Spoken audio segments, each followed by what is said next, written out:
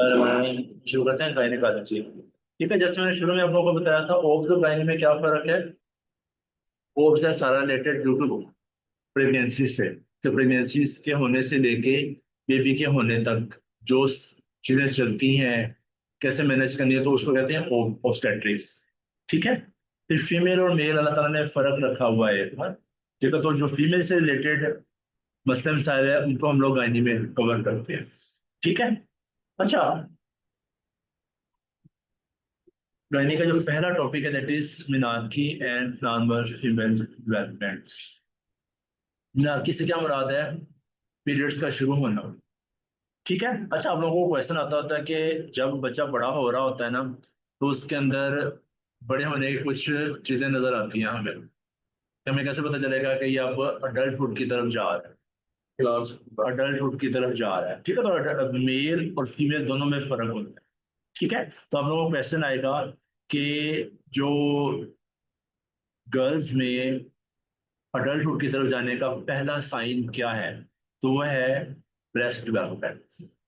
तो breast development पहला sign है। और आखिरी साइन क्या है? पीरियड्स का शुरू हो जाना। ठीक है, तो डिफरेंट इलाकों की निस्बत से डिफरेंट डाइट की बेस के ऊपर इसकी जो एज है वो डिफरेंट हो सकती है। आज से 40-50 साल पहले मीनाक्षी की एज थी ऑलमोस्ट 15-16 ईयर्स। आजकल 12-13 साल की उम्र में बच्चों को पीरियड शुरू हो सकते हैं। ठीक है, तो इस वजह से इसकी रेंज देखो कितनी ज्यादा है, 6 साल, 6 साल का फर्क दिया हुआ है। 10 साल में भी नॉर्मल है और 16 साल की उम्र में भी नॉर्मल है। इसके बाद ना हो तो फिर उसके लिए मैं वर्कअप शुरू करते हैं। वो आगे हमारा पूरा टॉपिक आएगा। वो अगर किसी लड़की को 16 साल की उम्र तक पीरियड शुरू नहीं हुए, फिर उसके लिए क्या आप लोगों ने कर। ठीक है, तो क्वेश्चन आप लोगों को इस एक पैरे में से पता क्या क्या आता होता है कि पहला साइन अडल्टहुड जाने में क्या है? वो है चिलाकी। चिलाकी मीन्स ब्रेस्ट की डेवलपमेंट। ठीक है, और कैसे पता चलता है बड़ी अब्बा हो चुकी है?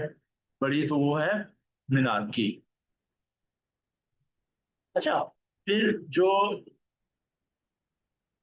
लाजमी तौर पे जिसका सबको पता होना चाहिए वो है मेस्ट्रुअल साइकिल। मेस्ट्रुअल साइकिल की जो फेजेस हैं वो बहुत जरूरी हैं।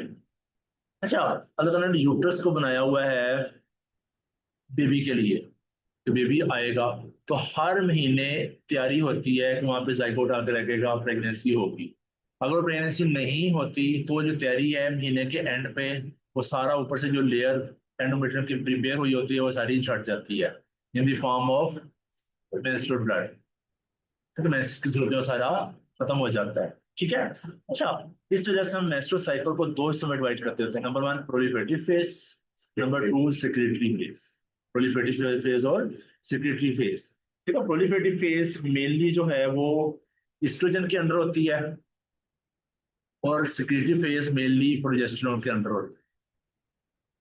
ठीक है, पी से प्रोजेस्टेरॉन, पी से प्रेगनेंसी। प्रेगनेंसी का main hormone is progesterone. Pregnancy हो जाती है तो प्रोजेस्टेरॉन ने उसको मेंटेन करना होता है, इसलिए बाद का एक्स्ट्रा प्रोजेस्टेरॉन भी हमको दे रहे होते हैं पेशेंट्स। ठीक है, तो आप लोगों ने पहली चीज याद रखनी है कि दो स्टेजेस होती हैं, दो फेजेस होती हैं मेंस्ट्रुअल साइकिल की, प्रोलिफेरेटिव फेज और सेक्रेटरी फेज। प्रोलिफेरेटिव से क्या क्या मुराद है कि हमारा जो एंडोमेट्रियम है, ये उसकी जो लेयर है पहले थिक आउट होती है, बड़ी होना शुरू होती है, बड़ी होना शुरू होती है। ठीक है, और सेक्रेटरी फेज से क्या मुराद है? इसके अंदर जो ब्लड वेसल्स प्रोड्यूस हुई हैं, वो फिर गट का, इसका जो यूट्रस का एनवायरनमेंट अल्लाह ताला इस तरह कर रहा है कि उसमें बेबी आके लग जाए, उसमें आके खुल जाए। तो प्रेगनेंसी की प्रिपरेशन हर मंथ हो रही होती है। ठीक है, तो सेक्रेटरी फेज में ये जो ब्लड वेसल्स होती हैं ये टॉर्चस हो जाती हैं, और सिक्रीशंस में इजाफा हो जाता है वैसे। ठीक है, तो सेक्रेटरी फेज मेनली प्रोजेस्टेरॉन के अंडर होती है, और proliferative phase under the influence of oestrogen होती है। ठीक है। अच्छा, दो मेन पिट्यूटरी से हार्मोन आते हैं, कौन कौन से पता है? एलएच और एफएसएच। एफएसएच और एलएच, इनका जो लेवल है वो दरमियान में आके पीक करता है। दरमियान में आके पीक करता है, दरमियान में एक एक आती है इसको कहते हैं LH सर्च। हमने देखा होगा कि दरमियान में LH एकदम ज्यादा हुआ है। LH सर्च के साथ किस चीज का वर्ड लिखा हुआ है? ओव्यूलेशन का। लुटीन हार्मोन एकदम ज्यादा होता है, उसकी वजह से ओवम बनता है। उसकी वजह से ओवम बनता है।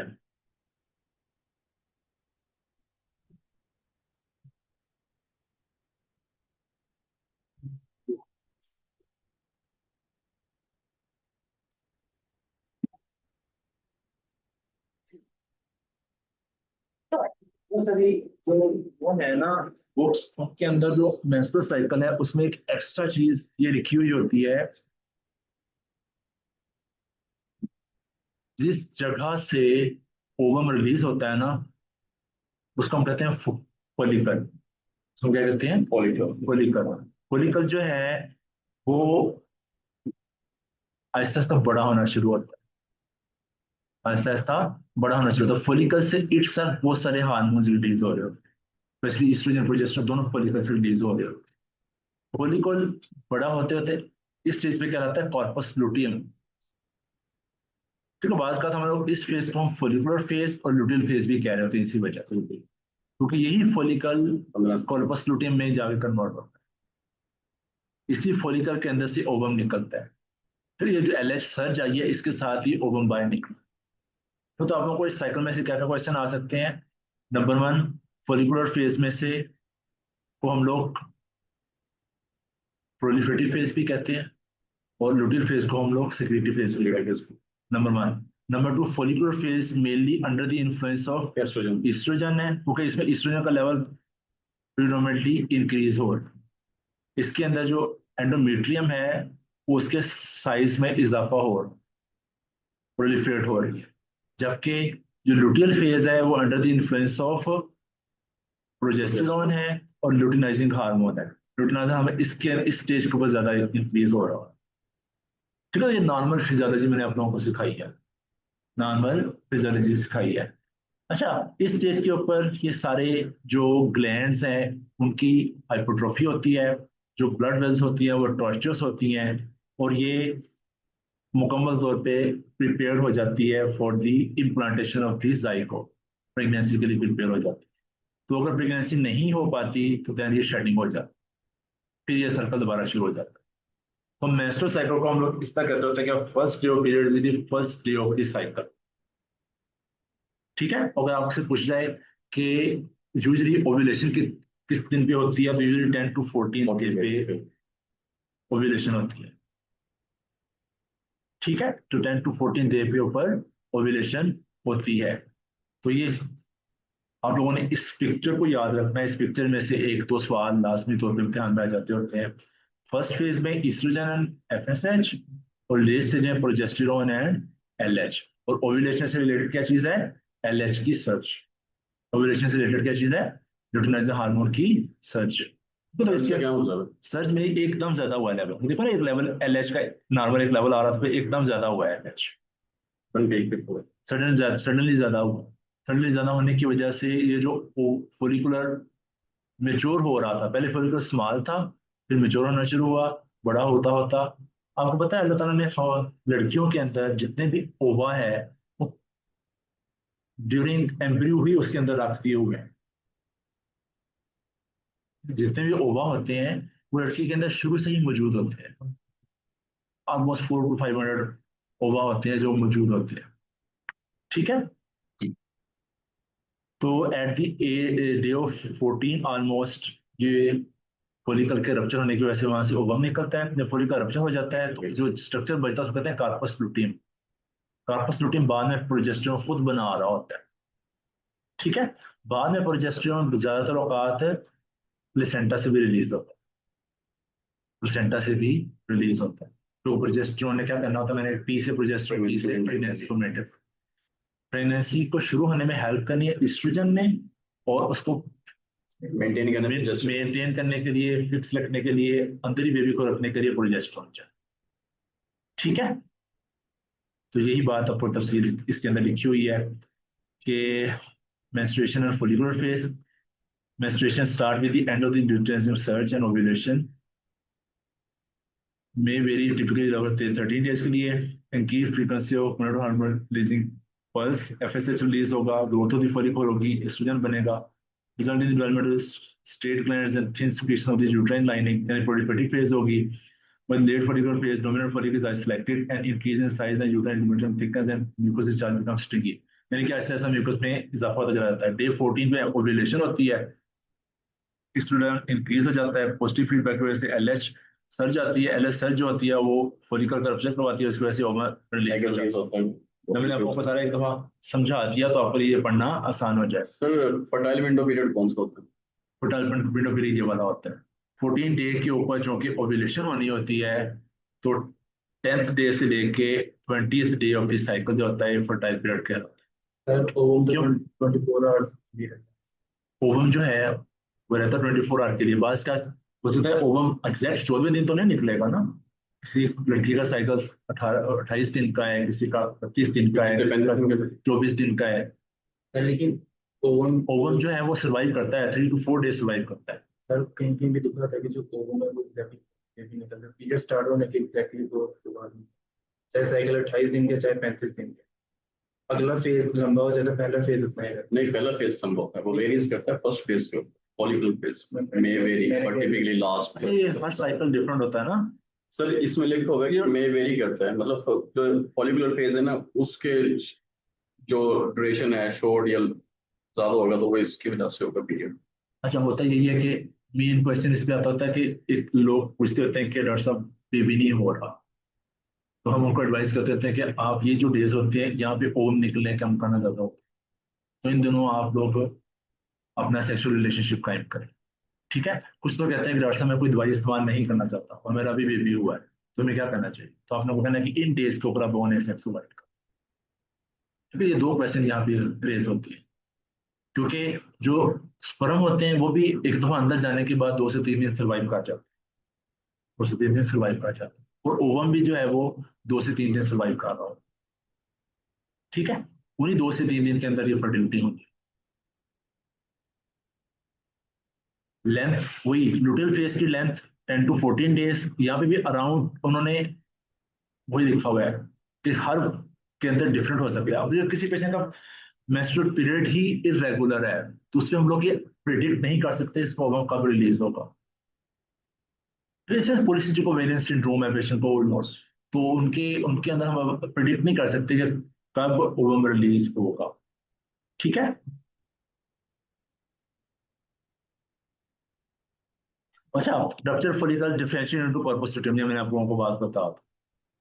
लुटेल फेज शुरू होती है. लुटेल फेज के अंदर फिर क्या होता है कि length of the time corpus can survive without follicle further LH and HC stimulation. Oestrogen to progesterone predominate, वही जो प्रोजेस्टेरोन बाद में ज्यादा आना शुरू हो जाती है. कॉर्पस लुटियम प्रोजेस्टेरोन प्रोड्यूस करता है और सम एस्ट्रोडाइल भी प्रोड्यूस कर होता है. एंडोमेट्रियल लाइनिंग जो होती है उसकी थिक होना शुरू हो जाती है, अंदर ग्लैंड स्टार्चस होना शुरू हो जाता है, सिक्रीशंस थिक होना शुरू हो जाता है. In the absence of fertilisation and plantation LH भी डिक्रीज होगा, प्रोजेस्टेरोन भी डिक्रीज होगा, एस्ट्रोडाइल भी डिक्रीज होगा. उसकी वजह से स्लफिंग होगी. इस स्लफिंग को हम लोग क्या कहेंगे? वो जो उसकी लाइनिंग थी वो टूट के जो है ना नीचे गिर जाती है, टूट के नीचे गिरेगी, वो पीरियड्स की सूरत में बाहर निकल जाएगा.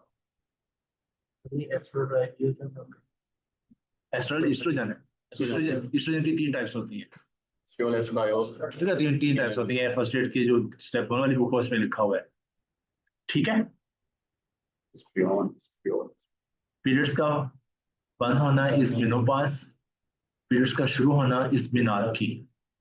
ठीक है. तो अराउंड द एज ऑफ 50 कुछ लोगों में 45 46 ईयर्स में भी मस्त चीजें शुरू हो जाती होती है.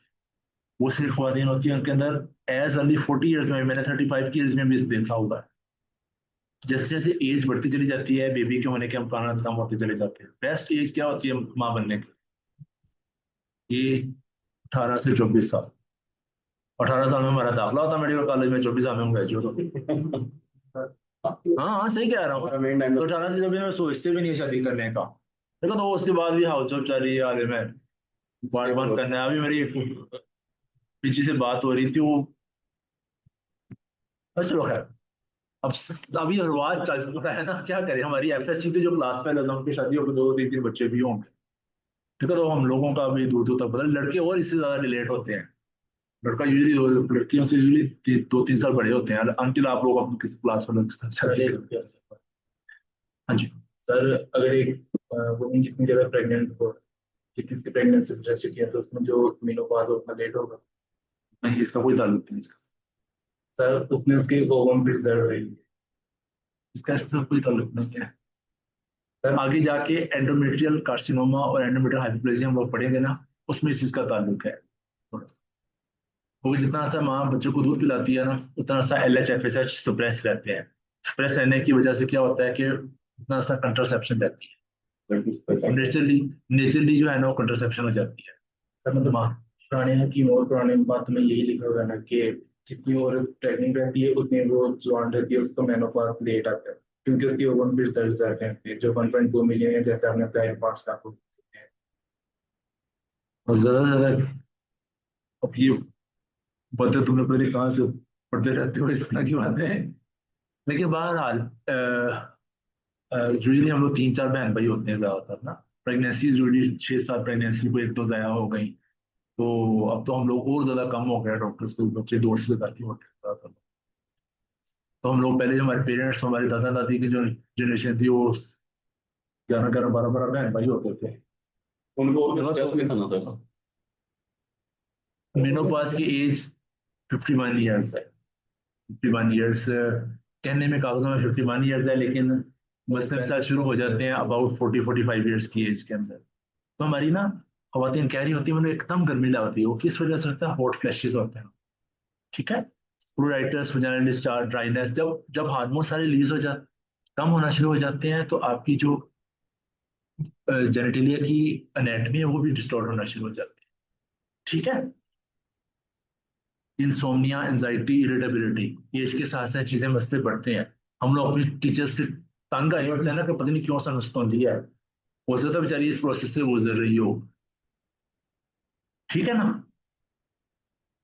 पोर concentration, mood changes, dyspareunia, loss of libido. जब बेचारे ड्राइनेस होगी तो डेफिनेटली पेन होगी पेशेंट, और लिबिडो भी लॉस हो जाएगी, ठीक है, सेक्स करने को रिलेटेड रहेगा, ठीक है। प्री मेच्योर मेनोपॉज, जब खातून को लेस देन 40 इयर्स की एज में मेनोपॉज हो जाए, उसकी क्या रीजन हो सकती है? ओवेरियन फेलियर, क्योंकि ओवरीज नहीं तो वो हर हर हार्मोन्स प्रोड्यूस करने थे ना, एस्ट्रोजन, प्रोजेस्टेरोन, ठीक है। तो आप लोगों को क्वेश्चन इसके ऊपर आ सकता है। अच्छा, जब नीचे से वो एस्ट्रोजन प्रोजेस्टेरोन नहीं प्रोड्यूस होंगे, ऊपर से LH को FSH को क्या होगा? इंक्रीज हो जाएंगे। इंक्रीज होंगे। इस वजह से मेनोपॉज को बात का डायग्नोज करने के लिए हम लोग, खातून कहती है कि 42 ईयर्स एज है, तो हमें लगता है कि यार ये मेनोपॉज वाली एज भी नहीं है, लेकिन पीरियड्स भी बंद हो रहे हैं और अलामत भी इस तरह की हैं। हॉट फ्लैशेस, हॉट फ्लैशेस बड़ी कॉमन कॉमन कंप्लेन है। आपने अपनी वालदा को सुना होगा कि मैंने एकदम गर्मी लाती है, बड़ा हार्ट होती है, ठंडे पसीने आते हैं, सुना होगा आप लोगों ने अपने पेरेंट्स को कहते हुए, ठीक है। तो ये हुआ मेनोपॉज की symptoms,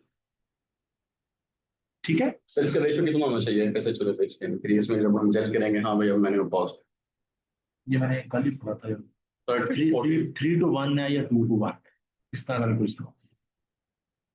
increase FSH then LH, FSH ज्यादा रेज लगा, LH रेज लगा, दोनों रेज होंगे, क्योंकि LH ने नीचे जाके स्टिमुलेट करना है लेडिक सेल्स को, लेडिक सेल्स ने प्रोड्यूस करनी है आपकी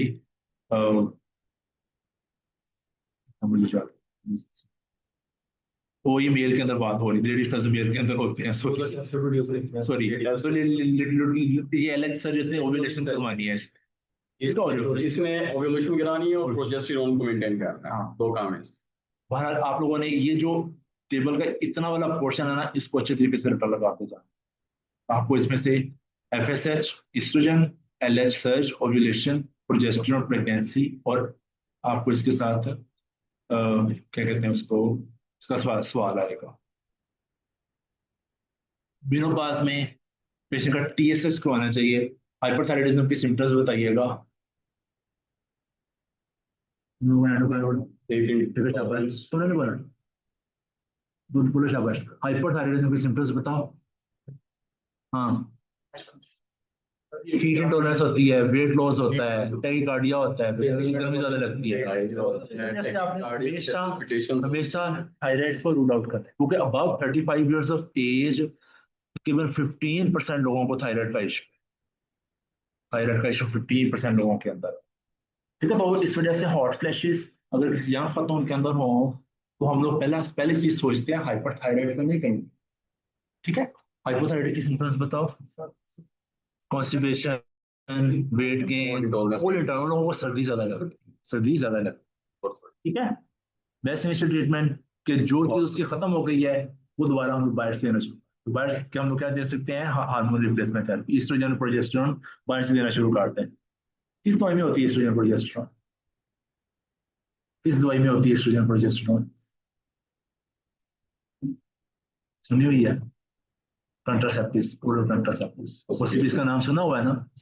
ओसीपीज का नाम आप सबने सुना हुआ होगा।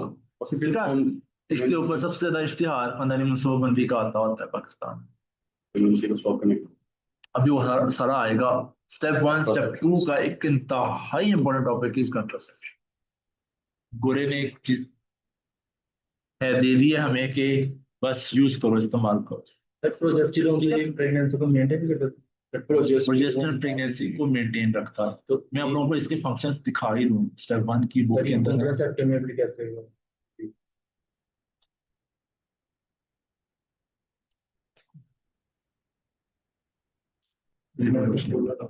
दोस्तों सब कुछ लिख लिया।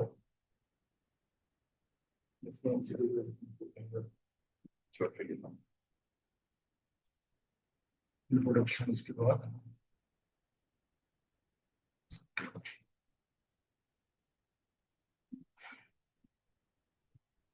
हाँ, रिवर्स कहाँ पे है?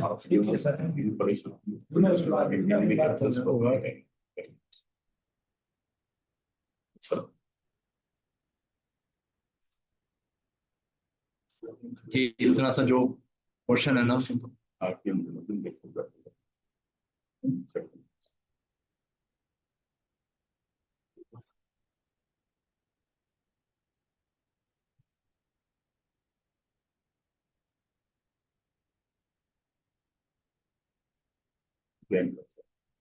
ये एस्ट्रोजन की 3 टाइप्स होती हैं। ठीक है, एस्ट्राडायोल, एस्ट्रोन और एस्ट्रायोल।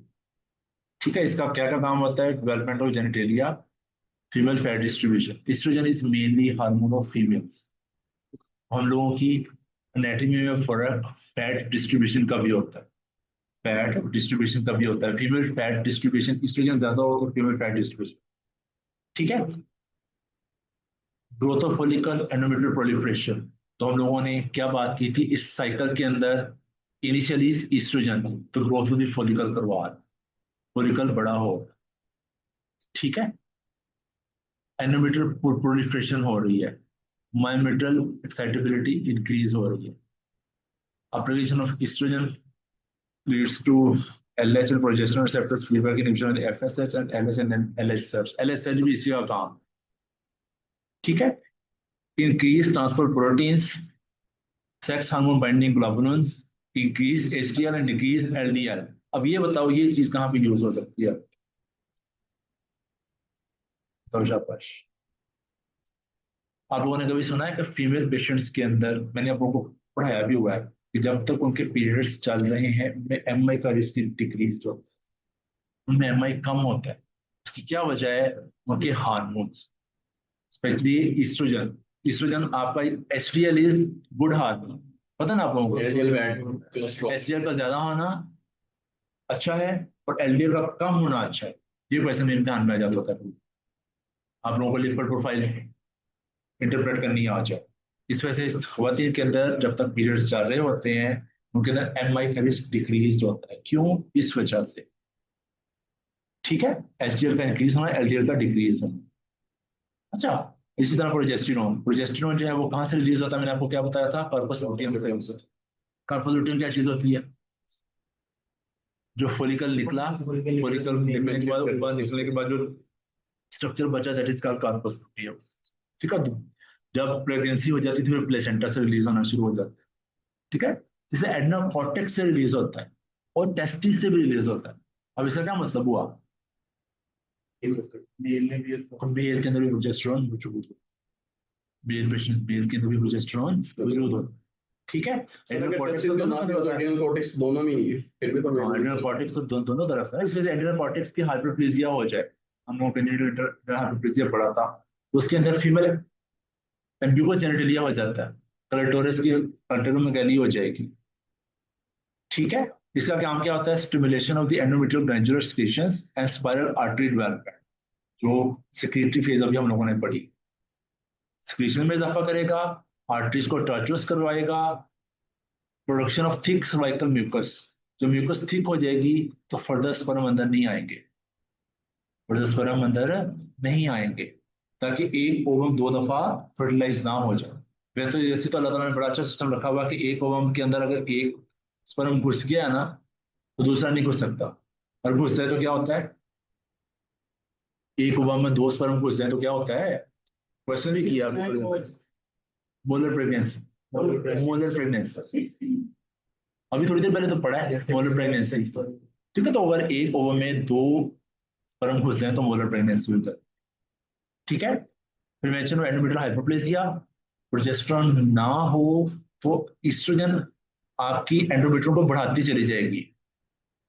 जब ईस्ट्रोजन बढ़ाती चली जाएगी और उसकी लाइनिंग थिक होती चली जाएगी, उससे होगा क्या कि उसके फिर एप्लेजिया होने के, एटिपिया होने के, कैंसर बनने के इम्कान बहुत ज्यादा पड़ रहा है। इस वजह से वो खवातीन जिनमें ईस्ट्रोजन ज्यादा रहता है उनके अंदर एंडोमेट्रियल कार्सिनोमा के इम्कान ज्यादा है। ठीक है, तो प्रोजेस्टेरोन इस एंडोमेट्रियल हाइपोप्लेजिया से बचाती है। क्यों बचाती है? क्योंकि अंदर उसको टॉर्चुअस कर देती है और उसके फिर गिरने के इम्कान ज्यादा हो जाते हैं। बॉडी टेम्परेचर इंक्रीज करवाती है, ईस्ट्रोजन रिसेप्टर एक्सप्रेशन डिक्रीज करती है, एलएचएफएसएच की सिक्रीशंस को कम करती है। जब कम हो जाएंगे तो ये इस स्टेज के ऊपर आपने देखा कि एलएचएफएसएच डिक्रीज हो गए और इसकी वजह से पेशेंट को ये शट आउट हो गए, और शट आउट होना जरूरी है। वो अगर आपके एक दो पीरियड्स मिस होना, अगर मजीद 2 हफ्ते ऊपर चले गए, 3 हफ्ते पूरे चले, जब दोबारा ब्लीडिंग होगी तो बड़ी सीवियर होगी। तो आपने कभी सुना होगा लड़कियों को कहते हुए कि ऐसे ब्लीडिंग हुई जैसे अंदर से क्लॉट निकले, तो इस वजह से हुआ कि एंडोमेट्रियम की थिकनिंग हुई हुई। तो ये सारे वर्ड्स रिलेट कर सकते हैं आप लोगों ने, आप डेफिनेटली आप लोगों ने अपनी कोलीग से एज ए डॉक्टर आप लोगों ने बातें सुनी हुई है। ठीक है, तो वो कहती है कि मैं ऐसी इतनी ब्लीडिंग हुई है कि ऐसा लगा जैसे अंदर से क्लॉट्स निकले हैं। वो क्यों निकले हैं? क्योंकि एंडोमेट्रियम इतनी ज्यादा थिक हुई हुई थी। एंडोमेट्रियम क्यों हुई थी? एस्ट्रोजन ज्यादा होने की वजह से, प्रोजेस्टेरोन कम हो रहा है। तो इसमें से पॉलीसिस्टिक ओवेरियन सिंड्रोम अगर हो और अगर पेशेंट की मेंसेस इरेगुलर हैं तो उनके अंदर जब ब्लीडिंग होती है तो बड़ी सीवियर होती है। ठीक है, तो ब्लीडिंग ज्यादा सीवियर हो तो पेशेंट को किस चीज का होने का खर्चा होता है? एनीमिया होने। ठीक है, अच्छा जी। अब हार्मोन रिप्लेसमेंट थेरेपी जो होती है उसमें उससे क्या होगा कि विजुअल मोटर सिम्टम्स उसकी बेहतर हो जाएंगी, लेकिन बहुत सारे उसके नुकसान भी हैं। इसमें से हार्मोन रिप्लेसमेंट थेरेपी पर सवाल आता होता है कि किन पेशेंट्स को नहीं लेनी चाहिए। वो पेशेंट्स जिनको पहले से कोई वजाइनल ब्लीड हो, जिनको सीए ब्रेस्ट की हिस्ट्री हो, जिनको एंडोमेट्रियल कार्सिनोमा की हिस्ट्री हो, जिनको थ्रोम्बो एम्बोलिज्म की हिस्ट्री हो, और जिनके अंदर लिपिड प्रोफाइल डिलेज हो, इसे चेंज कर लो के। अब ये सारी वो बातें क्या हैं? अब इससे सवाल पता क्या आएगा कि एक खातून है, आपके पास प्रेजेंट हुई है सडन शॉर्टनेस ऑफ ब्रेथ के साथ, एग्जामिनेशन में उसकी चेस्ट नॉर्मल है लेकिन उसकी टांग, एक टांग बड़ी है एक टांग छोटी है, क्या डायग्नोसिस है? सडन शॉर्टनेस ऑफ ब्रेथ, टांग छोटी बड़ी, क्या डायग्नोसिस है? DVT leading to pulmonary embolism. Sudden shortness of breath is equal to pulmonary embolism. वो एम्बोलिज्म क्यों हुआ है? थ्रोम्बो एम्बोलिज्म की वजह से। थ्रोम्बस कहाँ पे बना था? टांग के अंदर, टांग से उठ के गया लंग्स की में। ठीक है, तो किसी पेशेंट में डीवीटी की या पल्मोनरी एम्बोलिज्म की हिस्ट्री है तो वहां पे आप लोगों ने क्या नहीं देना? ये हार्मोन रिप्लेसमेंट थेरेपी नहीं देना। और ठीक है, एच आर टी हार्ट, एक होते हैं heart H double A R T, वो क्या होता है तो बता? पढ़ा हुआ है, याद भी किया, रट्टा भी लगाया हुआ है। H double A R T क्या, हार्ट क्या होता है? Highly active retrovirus therapy. Retrovirus क्या होता है? एड्स, एचआईवी की ट्रीटमेंट। एचआईवी की ट्रीटमेंट इज हार्ट थेरेपी। ये एच आर टी है, ये हार्मोन रिप्लेसमेंट थेरेपी है। सब उसमें अब जो दिया है ना वो आर्ट कर दिया है, हार्ड को आर्ट कर हार्ट दिया, करती है वो, लेकिन ये आर्ट इसमें हार्ट एंटी रेट्रोवायलेंट फैब्रिक। तो एज काटती है ना, हाईली हाईली एक्टिव, उन्होंने एंटी रिट्रोवायरल थेरेपी के ऊपर काटी, लेकिन पहली बुक्स में हार्ट ही लिखा हुआ है। देखो ये HRT है, इस वजह से कंफ्यूज हो रहा होगा ना। तो HRT हार्ट के साथ HRT हार्मोन रिप्लेसमेंट थेरेपी है, वो हार्ट वो पूरी एड्स की ट्रीटमेंट है। तो किसी का लिखा हुआ देखा किसी डॉक्टर ने कि इसको HRT मिल रहा है, उसने उस पर उससे पूछ दिया तुम्हें एड्स तो नहीं है, और साफ साफ है। वो मुझे इससे एड्स का क्या ताल्लुक आ गया मेरे साथ। लोग इस तरह मतलब सू भी काट देते हैं ना बाहर के मुल्कों में, मेरा HIV का डायग्नोसिस सर, एक है, छोटा किसी और बंदे को कैसे पता चला। हमने यहाँ पे पेशेंट के बेड के किनारे लिखा हुआ होता है कि ये HIV पॉजिटिव है, वो हमने अपनी सेफ्टी के लिए रखा हुआ कि इसका सैंपल लो, ख्याल से लो। सर कॉम्बिनेशन एस्ट्रोजन और प्रोजेस्टिन ये हम मेन्यूपॉज को ब्रेक करने के लिए देते हैं। प्रोजेस्टेरोन जो है वो प्रेगनेंसी को मेंटेन करता है। अब क्वेश्चन ये है कि जो ओरल कॉन्ट्रासेप्टिव पिल्स हैं उसमें प्रोजेस्टिन पिल्स भी है, मिड्रॉक्सी प्रोजेस्टेरोन भी है, और वो हम प्रेगनेंसी को स्टॉप करने के लिए देते हैं। मतलब क्या डिफरेंस है ये? ये देखो यहाँ पे एस्ट्रोजन का लेवल एक नजर आ रहा है, FSH आई, एस्ट्रोजन आई, एस्ट्रोजन खास लेवल पे जाके डिक्रीज हुई है, लेवल पे जाके डिक्रीज हुई है, ठीक है। और यहाँ पे प्रोजेस्टेरोन आई, प्रोजेस्टेरोन यहाँ पे फॉलिकल से निकलना शुरू हुई है, कॉर्पस लुटियम से। अगर हम पेशेंट को कंटिन्यूसली एस्ट्रोजन और प्रोजेस्टेरोन बाहर से ही दे रहे हैं, ये बॉडी की नेचुरल एस्ट्रोजन प्रोजेस्टेरोन है, ठीक है। अगर हम लोग कंटिन्यूसली बाहर से दे रहे हैं तो उससे होगा क्या कि LH सर्ज नहीं आएगी, ओव्यूलेशन नहीं होगा, ओव्यूलेशन नहीं होगा। जब ओव्यूलेशन नहीं होगा प्रेगनेंसी नहीं होगी। इस वजह से जब OCP की अगर आप टेबलेट्स देखें, मैं आपको OCP की टेबलेट्स अगर दिखाऊं तो उसके अंदर क्या चीज होती है, आपने OCP पता देखा हुआ है, जरूरत नहीं पड़ी।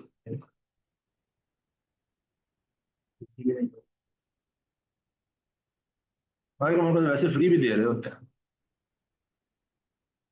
ये चीज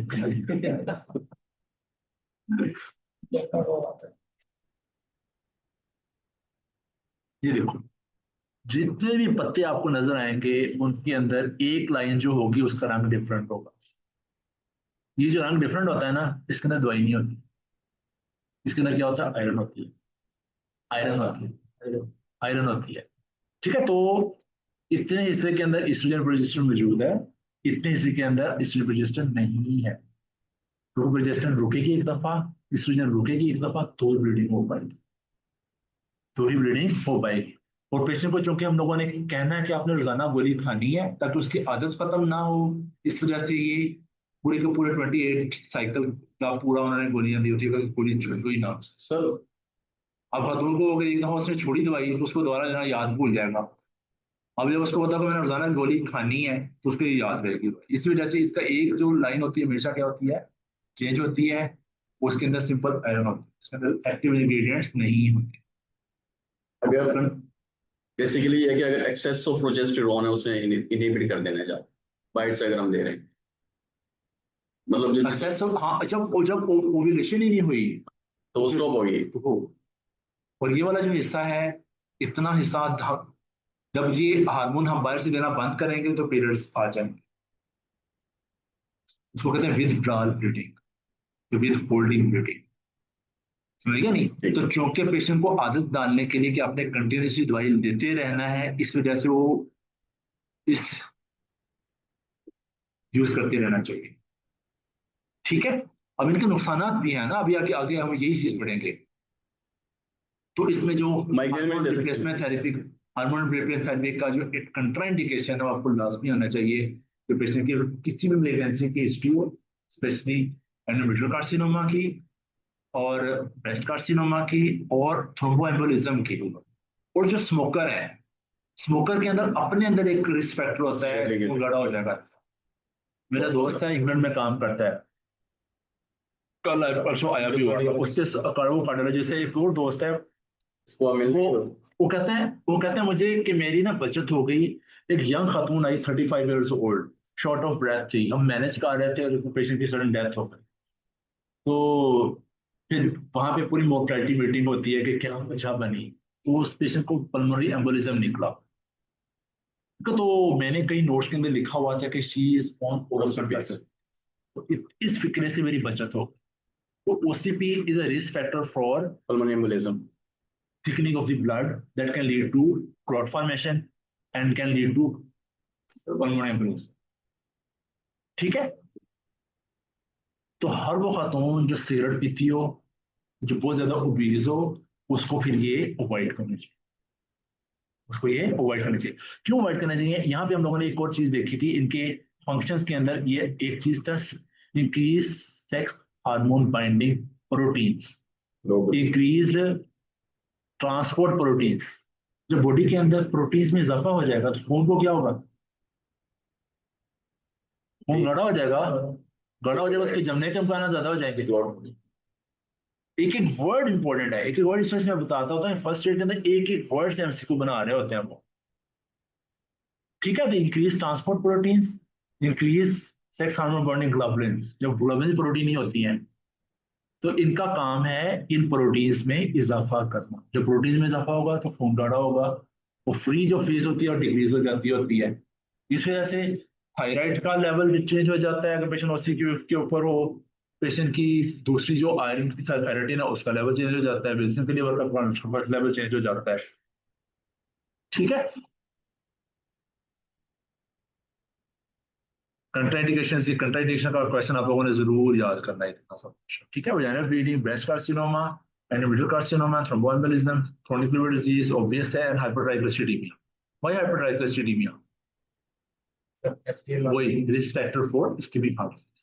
जब मेनोपॉज हो जाता है then risk of MI in both male and female is equal, दोनों में एक जैसा है। 60 साल की उम्र में खातून को भी उतना ही रिस्क है एमआई होने का, बंदे को भी उतना ही रिस्क है। ठीक है, नॉन हार्मोनल थेरेपी के अंदर एसएसआरआईज लाइक क्लोनिडीन, गैबापेंटीन, इनके साथ होगा क्या, हॉट फ्लैशेस जरा कम हो जाएंगे। ठीक है, ट्रॉपिकल एस्ट्रोजेंस, ये बहुत इंपॉर्टेंट है। इसकी वजह से यूटीआई बहुत कॉमन होते हैं, वजाइनल एट्रोफी होती है, खातून कहती है मुझे नीचे इचिंग होती रहती है, दर्द होता है। ठीक है, उसकी वजह से स्किन डिस्टॉर्ट होती है, इन्फेक्शन जाता है, यूटीआईज होते हैं। तो ओल्ड एज में खवातीन के अंदर यूटीआई बहुत कॉमन। हमारे टीचर होते थे, कहते थे कि खातून के अंदर यूटीआई कबर तक लेके जाता है। अगर 70-80 साल की उम्र में यूटीआई हो गया ना, तो हमेशा उसको कल्चर करवा के अच्छे तरीके से ट्रीट करना चाहिए। ठीक है, तो वजाइनल एट्रोफी के लिए आप क्या चीज एडवाइस कर सकते हैं? Topical oestrogen creams, topical oestrogen creams. बाकी ये जो एस्ट्रोजन और प्रोजेस्टेरोन है, इनका फैक्ट हमारी बोन्स के ऊपर भी है, इनका हमारे बोन्स के ऊपर भी फैक्ट है। जब ओल्ड एज में एस्ट्रोजन प्रोजेस्टेरोन नेचुरली बॉडी में नहीं होगी तो किसका रिस्क इंक्रीज हो जाएगा? ओस्टियोपोरोसिस का इंक्रीज हो। इसी वजह से आपने सुना होगा कि हमारी जो खवातीन है उनके अंदर ओस्टियोपोरोटिक फ्रैक्चर ज्यादा हो। मैंने ये बाल्टी उठाई है, बाजू हाथ टूट गया, मैं बेड से उठने लगी थी, ऐसे हाथ रखा है, एकदम बाजू टूट गया। इसको क्या क्या कहते हैं? Police fracture. मेरी सीढ़ी मिस हुई है, पूरा टूट गया, नेक ऑफ फीमर का फ्रैक्चर। अब बुजुर्ग खातून है, पहले यार इतनी ऊंची लंबी होती थी, अब इसकी हाइट डिक्रीज हुई है। वो क्या हुआ है? Vertebral fractures. वर्टिब्रल फ्रैक्चर्स की वजह से इसकी हाइट वर्टिब्रा कम हो गई, वर्टिब्रा स्ट्रेस हो गए, छोटे हो गए।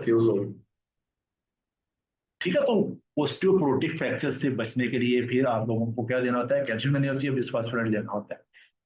किसी बिस्फास्फोनेट का नाम बताएं। तो नहीं बोलो, बोलो। लेंड्रोनेट। लेंड्रोनेट, रेजिड्रोनेट। ठीक है, लेंड्रोनेट कैसे देते हैं आप बताएं? ये मैंने बताया था, सुबह उठ कर देते हैं खाली पेट ढेर सारे पानी के साथ। पेशेंट कहते हैं इसके बाद आप लोगों ने कुछ खाना पीना नहीं है। इसका उपयोग है 40-45 मिनट, और आपने लेटना नहीं है। Like TB medicine. क्यों? क्योंकि इस तरह से बड़ा सीवियर इसोफेजाइटिस होता है। ये बड़ा मशहूर क्वेश्चन है, इसोफेजाइटिस से रिलेटेड आप लोगों को इस सवाल आएगा। इसोफेजाइटिस का बिस्फास्फोनेट का मेन साइड इफेक्ट क्या है? Reflux oesophagitis, reflux oesophagitis. ठीक है, डेक्सा स्कैन हम लोग कर सकते हैं। ओल्ड एज में अक्सर हार्ट पेशेंट भी होते हैं, हम लोग कैल्शियम चैनल ब्लॉकर्स के लिए लिए थे, तो एक तरह से कैल्शियम चैनल ब्लॉकर और दूसरी तरह से कैल्शियम सप्लीमेंट और तो बस हम ये नहीं ये अलग चीज है। कैल्शियम चैनल बहुत बिल्कुल डिफरेंट, अलग है। बिल्कुल डिफरेंट। वो चैनल ब्लॉकर है, वो वेसोडाइलेटर है, वैसे ये कैल्शियम है। कैल्शियम बहुत सारे फंक्शंस के लिए चाहिए। ये कैल्शियम खाली ब्लड में जा रहा है। कैल्शियम का काम का है, वो ये स्मूथ मसल पे receptor से काम। ये तो एक मजबूती के लिए है ना बिल्डिंग की। ठीक है, तो इसमें वो परेशान होने की जरूरत नहीं है। वो ठीक है, सप्लीमेंटल कैल्शियम लेना, विटामिन डी लेना है, और वेट बेरिंग एक्सरसाइजेस। इस वजह से हमने अपनी जो खुवातीन हैं, बंदे भी, ओल्ड एज में हम लोगों को फ्रैक्चर्स होने हैं, ओस्टियोपोरोटिक फ्रैक्चर्स होने हैं। इस वजह से वेट बेरिंग एक्सरसाइजेस, आपने कभी सुना है ना, रिटायरमेंट के बाद अगर बंदा फ्री रहे जल्दी मर जाता है ना। इससे मसरूफ रहना जरूरी है। Non divergence. जब एकदम बैठे तो बैठ ही गए। इस वजह से अपने पेरेंट्स जो भी रिटायर हो रहे हैं या रिटायर होने वाले हैं, उनका ना सिर्फ बैठना नहीं है। जो जो हो चुके हैं उनको वो काम लगो, उनको काम ढूंढे। फर्क नहीं बैठना आपने, वो फर्क बैठेंगे तो हड्डियां जल्दी फूटती है। जितना ज्यादा चले फिरेंगे उतने हड्डियां मजबूत है। जितना चलना फिरना मशरूफ रहना बहुत जरूरी है। ठीक है, उनको बिना पोते प्रोटीन दे सकते हैं उनके साथ। वो भाई के तो ले लो। मसरूफ में मध्य दे सकता है। चौके दे देनी है, तेरा ब्याह करेंगे तो फिर ही है ना। या कोई सरप्राइज दोगे कि ये आपकी बहू है या मेरा बेटा भी है। अभी तुम वापस आ चुके हो किर्गिस्तान से, कुछ लेके नहीं आया नाल। अच्छा जी, फिर आते हैं हम लोग कंट्रासेप्टिव मेथड्स की। कंट्रासेप्शन मीन्स कि प्रेगनेंसी को रोकने के मेथड। ठीक है, अब दो तरह के होते हैं, एक होते हैं परमानेंट, एक होते हैं टेम्पोररी। ठीक है, परमानेंट से क्या मुराद है कि बिल्कुल रास्ता बंद कर, यानी कि ओवम का आने का रास्ता बंद कर दो या स्पर्म पे जाने का रास्ता बंद कर। ठीक है, तो ओवम का आने का रास्ता कैसे बंद होगा, ट्यूब को काट दिए, लाइगेट कर दो। ठीक है, या हिस्टेक्टमी कर दी जाए, अभी यूट्रस ही नहीं होगी तो बेबी कहाँ पे आएगा। ठीक है, और स्पर्मेटोजेनेसिस, ऊपर जाने का रास्ता क्या है, वो भी ट्यूब को बंद कर दो, बेस डिफरेंस को बंद कर दो। ये परमानेंट हो गया। आईयूडी। फिर आते हैं इम्प्लांट्स। इम्प्लांट्स के अंदर होगा क्या कि इनके ऊपर दवाई लगी होती है, दवाई की वजह से क्या होगा, कंटिन्यूस प्रोजेस्टेरोन आएगी, ओव्यूलेशन इनहिबिट हो जाएगा। सर इम्प्लांट का क्या मतलब? इम्प्लांट का मतलब आपने चाबी वाला टीका सुना होगा, चाबी वाला टीका, एक नीडल होती है, थोड़ा सुन करके उसको ऐसे अंदर इंसर्ट कर देते थर्मल करेंगे या मसल में? टर्मिनल सब सब पेनिस की सब टर्मिनल करते हैं, सब पेनिस करते हो। सर ठीक है, जब आपको बेबी रिक्वायर्ड है तो उसको निकलवा, वो क्या करता है, जैसे इंसुलिन हम लोग सपट लगाते हैं ना, वो भी तो दवाई है ना, वो ऐसा रिलीज होती रहती है। उस इम्प्लांट के ऊपर क्या लगा हुआ होता है, दवाई लगी हुई होती है, दवाई ऐसा ऐसा रिलीज होती रहती है, जितना सा आपको चाहिए, जितना सा आपको। आप खातून कहती है डॉक्टर मेरे दो बच्चे हैं, मैंने उनके टेक के बड़ा मुश्किल हो रहा है और मियाँ मेरा पास नहीं आता, तो आप उनको कहें कि मैं दवाइयाँ खा भी नहीं सकती, रोजाना मुझे दवाई खरीद के नहीं देता। ठीक है, तो इम्प्लांट लगवा सर कहाँ कहाँ पे लगते हैं बस। अपर आर्म में लिखा हुआ है। हाँ, कंट्रासेप्टिव इम्प्लांट में आपको दिखा देता हूँ, इसमें शायद नजर भी आ जाए।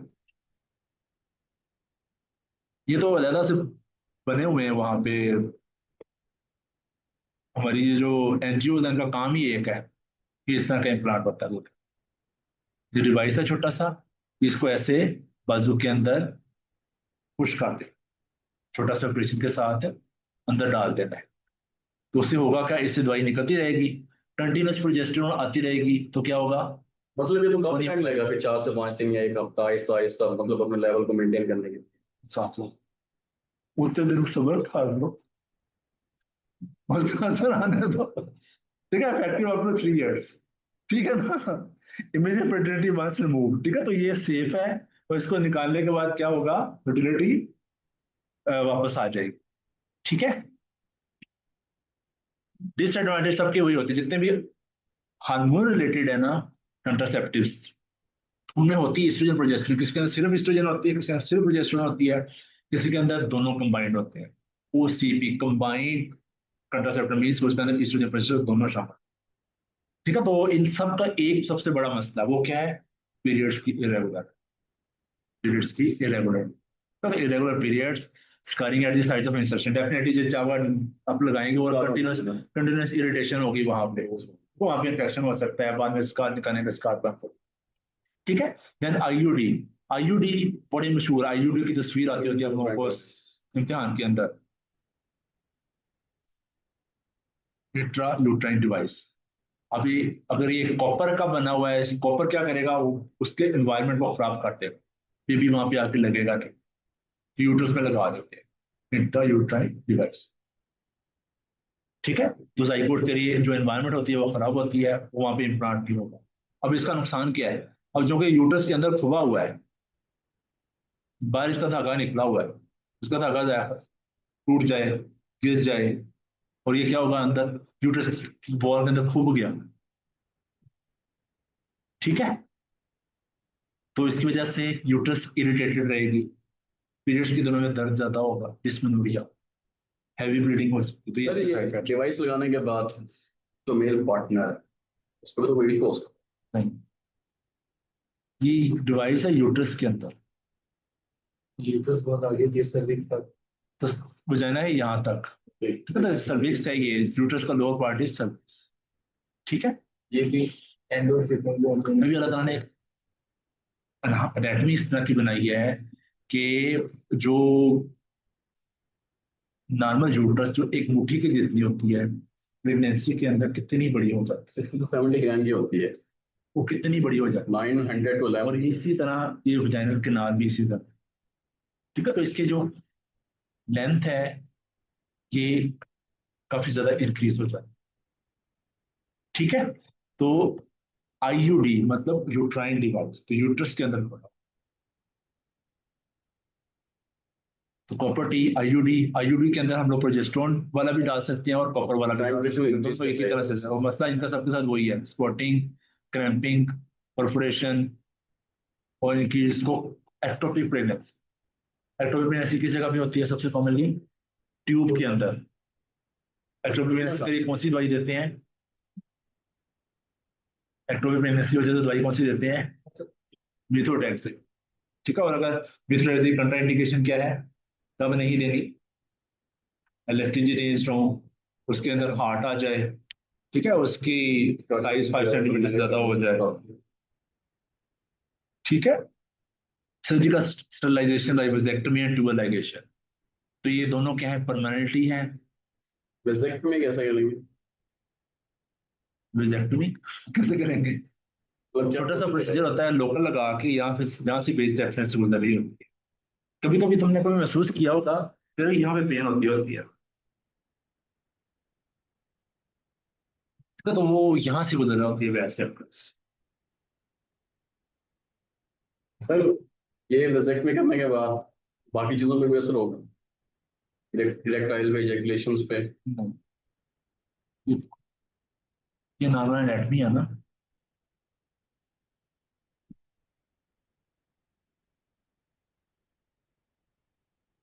तो ये हमारी ट्यूब है, ये यहाँ से गुजर रही होती है, इसको बंद कर देते हैं।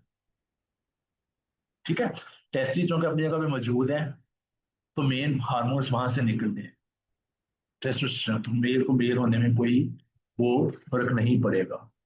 और ज्यादा इरेक्शन में किस चीज का रोल होता है? ब्लड का। मैंने आप लोगों को दिखाया था, उसमें आपको तीन तीन अंदर चैनल्स होते हैं। ठीक है, नॉर्मल पीनल एनाटमी अगर मैं आप लोगों को दोबारा दिखाऊं,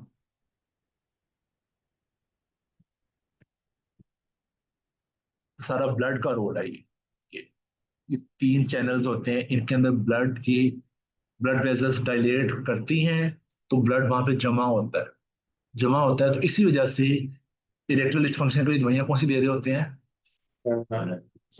साइड कैसे काम करते हैं? डेलाफिल, फॉस्फोडेस्ट्रेट वो क्या करती है? Relaxant, smooth muscle relaxant, smooth muscle relaxant करेगा तो यहाँ पे ब्लड ज्यादा आएगा। ठीक है, इरेक्शन का एनर्जी का ये तरह की पहले एक ब्लड ले जाते हैं, टाइम में बाद में उसको गैस कंस्ट्रक्शन पीछे से कर देते हैं कि ब्लड अंदर ही रहे, लॉन्ग टर्म इरेक्शन के लिए होती है। हाँ पर बाहर पहली देखो, पहला काम जरूरी है ब्लड लेके जाना। इस बात में ठीक है, तो जब उसका असर खत्म हो जाएगा वो हम लोग, पीछे मैं काम करता था सर के साथ, प्रोफेसर साहब के साथ ना, तो पेशेंट्स कंप्लेन ना भी करे तो सर पूछ लेते थे होते थे। तो जब उसको स्लाइड वाले पे लिख के देनी है ना, टेनिडाफिल या इस तरह की कोई दवाई लिख के देनी, तो सर उसको कहते थे कि जब बेबी को पास जाना उसी वक्त खानी है, और कहा कि इसको तजर्बे नहीं करते रहना। सर ये किसी हम उसमें लिख देते तो इसका साइड इफेक्ट भी है एक, प्रायापिज्म। प्रायापिज्म क्या होता है? सुना हुआ वर्ड? नहीं सुना हुआ? प्रायापिज्म क्या होता है? Sustain painful erection, that is a dangerous thing.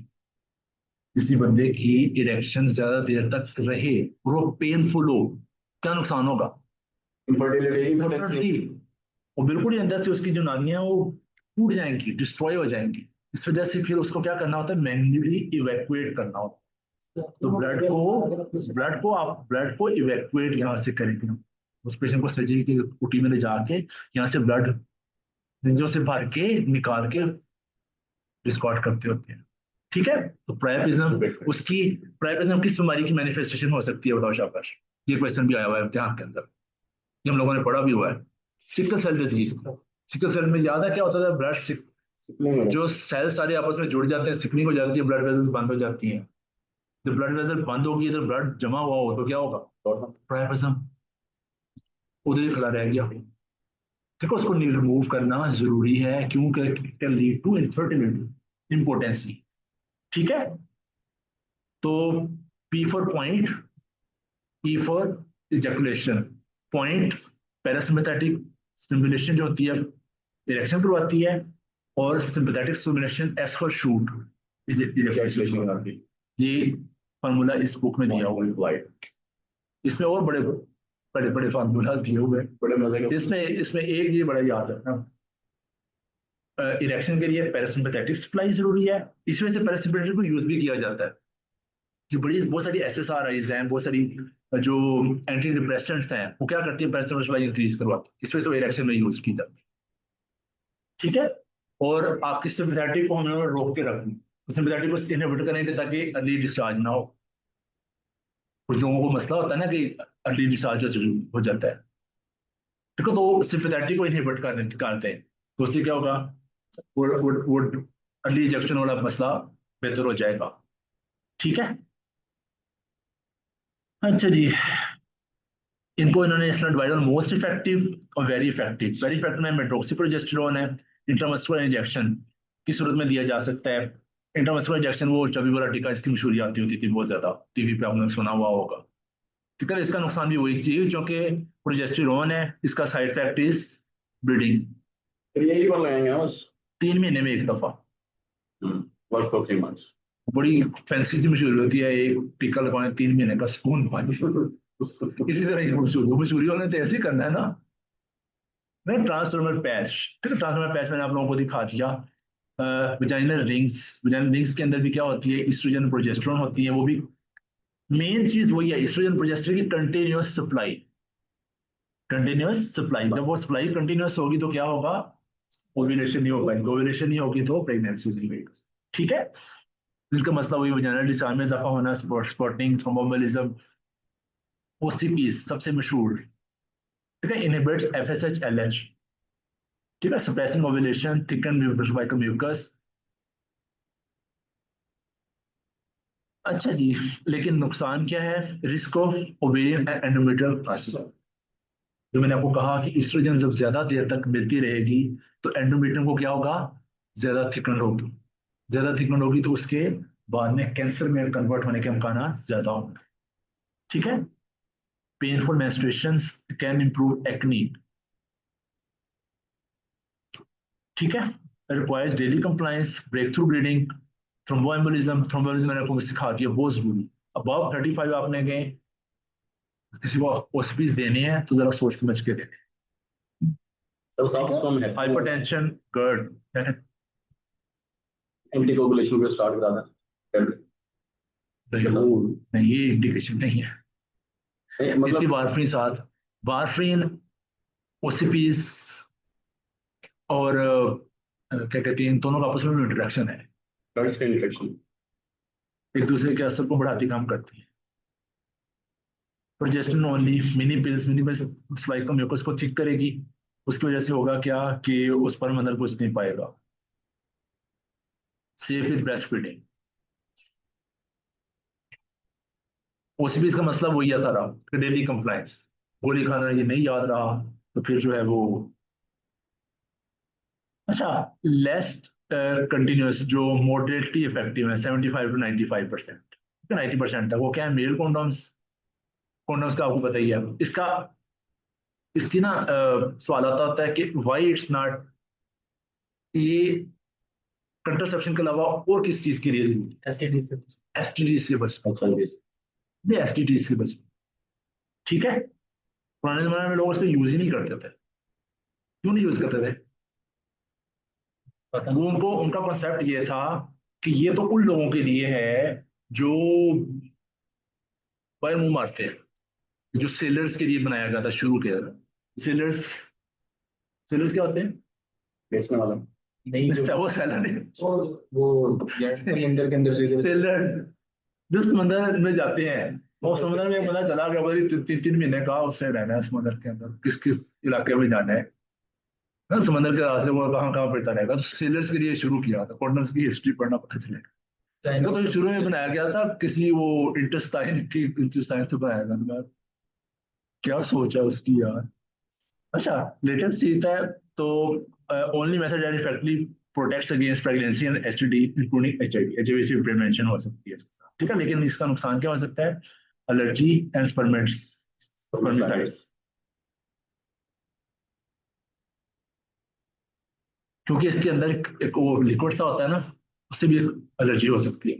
आपको खुद को एलर्जी हो सकती है और खतून को भी एलर्जी हो सकती है, ठीक है, इसका ये नुकसान है। और इट्स नॉट 100% इफेक्टिव, फट सकता है, टूट सकता है, ठीक है। डायफ्राम, ये सर्विस में डाला जाता है, ये फीमेल कॉन्डोम के नाम से मशहूर है, ठीक है। डायफ्राम और फीमेल कॉन्डोम, ये बैरियर शीट है, बेसिकली हमने वो स्पर्म को अंदर जाने से रोक, ये भी एसटीडी से प्रिवेंट प्रिवेंट करेगा।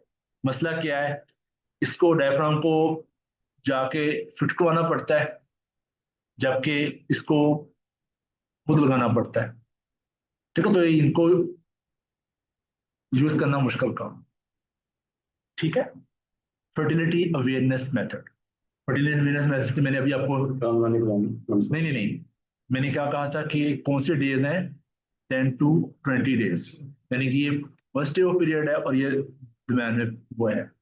तो इन दिनों में सेक्सुअल एक्टिविटी अवॉइड करना, ठीक है, सेक्सुअल एक्टिविटी इन दिनों में अवॉइड करना, जब आपको पता है कि इस टाइम पे ओव्यूलेशन होनी है, ठीक है। वो मैंने क्या कहा कि ओवम जो है 2 3 दिन पहले आ सकता है और 2 3 दिन बाद में भी आ सकता है, और 2 3 दिन में पड़ा भी जाता है, तो पूरे 10 दिन का भी इस वजह से गैप, ठीक है। In which conception is likely near the time of ovulation, basically वो साइड इफेक्ट नहीं है। विथड्रॉल और स्पर्मिसाइड्स, ये 68 सबसे लेस इफेक्टिव है, ठीक है। स्पर्मिसाइड, स्पर्मिसाइड कोई खास इफेक्टिव नहीं है, क्योंकि उनकी स्पीड इतनी ज्यादा होती है, एक दफा अंदर वो चले गए तो बस फिर उन्होंने दौड़ लगा देनी है। इसमें जब स्पर्म का टेस्ट हम लोग कर रहे होते हैं ना, तो सैंपल उसी वक्त एनालाइज करना हो। इनफर्टिलिटी वर्क हम लोग पढ़ेंगे ना हमारे यहाँ। सीमेन एनालिसिस कराते हैं। हाँ, उस टेस्ट के अंदर जो है मतलब कितना टाइम हमारे पास रिक्वायर होता है कि इतनी देर में हमें टेस्ट करना है? हाँ, वो उसी दिन ही करना होता है। नहीं मतलब क्यों? उसी दिन में तो करना होता है, ये वो नहीं कि 15 मिनट, आधा घंटा, घंटा, 2 घंटे। 2 घंटे के अंदर कर लेना होता है। क्यों? क्योंकि उसकी उन्होंने स्लाइडें बनानी है ना, तो उसमें उन्होंने देखना है कि कितने स्पर्म में जो मूव कर रहे हैं, तो उसकी मूवमेंट Factors जरूरी कितने है, हैं? उसकी मूवमेंट जरूरी है, और कितने? ठीक है। इस वजह से फर्टिलिटी के वर्क में सीमन एनालिसिस बहुत इंपॉर्टेंट है। सर तो मैं क्या इनफर्टिलिटी करूँ, किस बेस पर हम कहेंगे कि इसमें इतने मिलियन स्पर्म हैं, ये इनफर्टिलिटी कॉज, मतलब हम समझेंगे इनफर्टिलिटी को 5 है मर्द के अंदर, मिनिमम कितने मिनिमम कितने से कम? यूजली जो होता है ना, 10 मिलियन से ऊपर हो तो इनफर्टिलिटी में मसला नहीं होना चाहिए, और उनमें से 60 to 6% वो नॉर्मल हो, ठीक है। नॉर्मल सीमन एनालिसिस लिख देते हैं इसको, जिस हमने सीबीसी की रिपोर्ट देखी थी, वो इसको भी देख लेते हैं।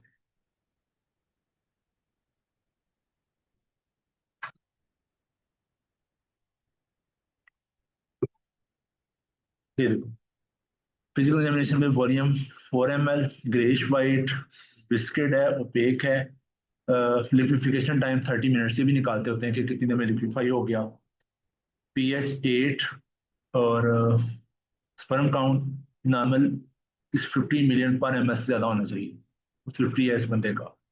टोटल स्पर्म काउंट 201, यानी 4 ml था ना, 50 से 4 is equal to 200 ml, 200 million हो गया। ठीक है, तो फंक्शनल जो है 7.6 है, एग्लूटेशन एब्सेंट है, प्रोग्रेसिव मोटिलिटी कितने मोटाइल है, 50% मोटाइल है। 50% ठीक सब है, तो होना चाहिए। हाँ जी, तो लाइफ स्पर्म 72% लाइफ स्पर्म्स है, तो ये नॉर्मल स्पर्म रिपोर्ट है। ठीक है, तो इनफर्टिलिटी वर्कअप के अंदर सीमेन एनालिसिस भी एक बहुत इंपॉर्टेंट टेस्ट है। ठीक है, साढ़े बंदे को देरी को साठ तो कोई मसला नहीं है, ज्यादातर औकात बंदों में मसला। ठीक है, औरतों में ज्यादा। नहीं, ये गलत कॉन्सेप्ट।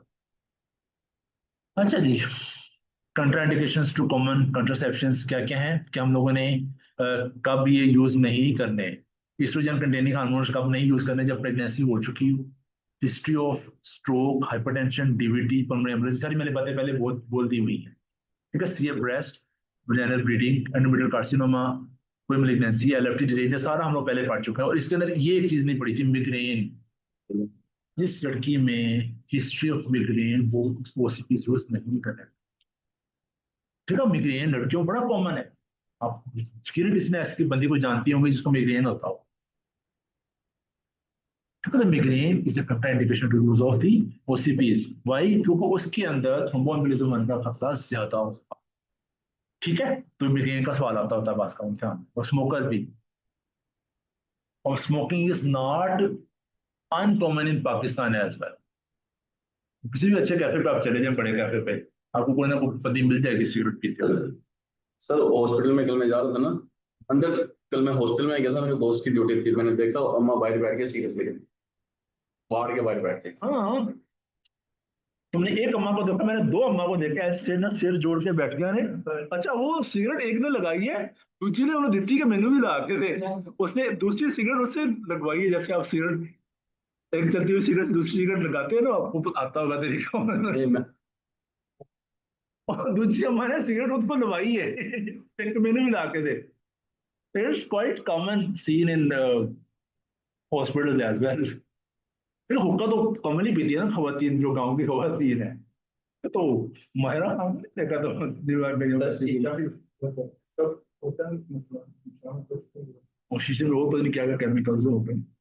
वो तो मतलब सिर्फ स्मोक निकल के बाद फेंक दो। नहीं नहीं, अब यंग बच्चों में जो एमआईज हो रहे हैं, उसकी बड़ी वजह शीशा ही है। तो वो तो खाली स्मोक में सब पता नहीं क्या कुछ होगा, फ्लेवर में क्या कुछ होता है। हम लोग जेल गए कोविड के पेशेंट्स देखने के लिए ना, तो उधर ऐसी बातें चल पड़ी कि इनको सिगरेट तक कैसे पहुंचती है, रेफ्रिजरेटर पैसे कैसे लेते हैं, सफाई जो है ना, कहते हैं ना सिगरेट ना मिले, जो शायद मिले ना उन्होंने साड़ के पी जाते हैं। कहता एक वो कैदी से उन्होंने छिपकली जला के उसका धुआं ले रहा हो। मैंने कहा लो जी, जिसकी दिमाग पे चढ़ी होती है ना ये, इसमें से जल्दी छुटती नहीं है, इसमें शुरू नहीं करनी चाहिए। आईयूडीज में इंटरयूनिट डिवाइस कब नहीं देना चाहिए? जब आपको लगे कि अंदर कोई स्ट्रक्चरल एबनॉर्मैलिटी है, बाइकॉर्नर यूट्रस है, वो एक तरफ यूट्रस के बड़ा रहे, दूसरी तरफ बेबी हो जाए। ठीक है, तो नॉन प्रेगनेंसी हो, प्रेगनेंसी को फिर डिस्ट्रॉय करेगा, ब्लीडिंग होगी। इन्फेक्शन हो, पीआईडी हो अंदर, इन्फेक्शन की वजह से क्या होगा, पेन होगी, वो इन्फेक्शन के वर्सन होने का इम्कान ज्यादा, मतलब आप आईयूडी डाल दिया आपने, अनएक्सप्लेन ब्लीडिंग है, ठीक है, ब्लीडिंग इसका अपना साइड इफेक्ट भी है। ठीक है, malignancy है, कॉर्पोरेट टॉलरेंस है पेशेंट को, डिस्मेनोरिया है, ठीक है, एलर्जी है, ब्रेस्ट कार्सिनोमा है, लिवर डिजीज है, तो इन कंडीशन में आप लोगों को फिर ये आईयूडीज अवॉइड करना। ठीक है, इमरजेंसी कंट्रासेप्शंस सबके, इमरजेंसी कंट्रासेप्शन मेथड्स क्या है? Morning after pills with in 72 hours use की जा सकती है। क्या खातून है रेगुलर वो नहीं ले रही थी, ओसीपीस नहीं ले रही थी, तो मियाँ उसका वायर होता है, उसको जरूरत ही नहीं लेने की। ठीक है, तो morning after pills. oral contraceptives taper used for women who have OCPs at home, progestin only pill और कॉपर टी, ये हैं इमरजेंसी कंट्रासेप्टिव मेथड्स कि जो खतून जो है वो मेडिसिन लेना भूल गई है या रेगुलर ले रही थी या ले ही नहीं रही थी। सर लेडीज ये अपनी खुशी से भी ले सकते हैं। मतलब एक तो ये होता है कि उनके मतलब फैमिली कंप्लीट हो गई है, उसके बाद वो लेते हैं इसलिए अवॉइड करने के लिए। ना मेरा जैसे मेरी मर्जी के अब तुम भी उसके खिलाफ हो, पहले ये बताओ क्या मैंने आजकल एक तो उन्होंने कहा से कहा ले गए हो। देखो अल्लाह ताला जब आप मियां बीवी होते हो ना तो अल्लाह ताला ने आप लोगों का एक रखा हुआ है ना कि एक अंडरस्टैंडिंग रखी हुई है कि आपने खुद डिसाइड करना है कि आपके कितने बच्चे हो। क्योंकि जब आपको पता मेरे दो बेटे हैं, अल्लाह ताला ने एक बेटी दे दी है। अब खातून कहती है नहीं मुझे एक बेटी और चाहिए, मुझे एक बच्चा और चाहिए। बंदा कहता है हाँ ठीक है, दोनों के आपस की अंडरस्टैंडिंग होती है ना। तो इसमें हाँ हम लोग तो उनको कोई मशवरा देने वाले नहीं है, हम डॉक्टर्स तो उनको मशवरा देने वाले मेरा नहीं है ना। क्वेश्चन ये नहीं था, क्वेश्चन था कि चलो बाहर रहते हैं ब्रॉड एंड हस्बैंड्स, वो लेडीज भी तो अपनी मर्जी से ले सकती है। उसको लेने की क्या जरूरत है? एक तो ज्यादा वाली बात है ना, तो बंदा बुढ़ी ने छोड़ के बाहर गया होया, अगर वो खातून पीछे से उसका कोई सेक्सुअल रिलेशनशिप है दैट इज नॉट अनकॉमन। एक यंग बंदी को आप छोड़ के पाकिस्तान से गए हुए हैं, मैं वही तो कह रहा हूँ ना, अगर उसका कोई के साथ रिलेशनशिप के अंदर है तो अगर उसी की यूज कर रही है तो हमारा हम तो नहीं उसको कुछ कह सकते। ठीक है, तुम्हें कॉल आएगी ये वाली इमरजेंसी कंट्रासेप्टिव मेथड, या तुम्हारा कोई दोस्त कॉल करेगा या नहीं, दोस्त ही ये काम खराब हो गया।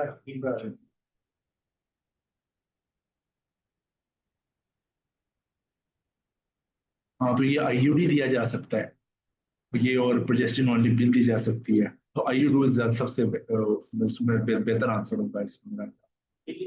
The most advanced method can be used as a medicinal method and continued for up to 10 years of contraception. Without exit, without exit, अगर प्रेगनेंसी हो गई है फिर भी दी जा सकती है। हो गई है तो अबॉर्शन के लिए देते हैं 72 आवर्स से भी ज्यादा हो गई, हफ्ता 10 दिन हो गए तो उसके बाद अबॉर्शन के लिए देते हैं मिथिप्रिस्टोन और वो कंट्रासेप्शन ही ना कहलाएगी फिर, वो फिर अबॉर्शन में कहलाएगी, अबॉर्शन में आ जाएगी। अच्छा ये use with in 120 hours of unprotected sex, ये ए वाली जो है, ए वाली कौन सी है? ये ए वाली जो है मॉर्निंग आफ्टर पिल्स 120 आवर्स तक दी जा सकती है। और ये जो आईयूडी है ये 7 days with in 7 days of unprotected sex.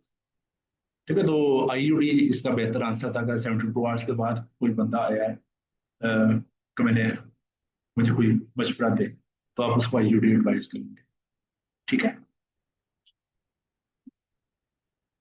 अच्छा जी 10 मिनट ब्रेक देते हैं। सर प्रॉपर्टी आईयूडी मेडिसिन है या डिवाइस?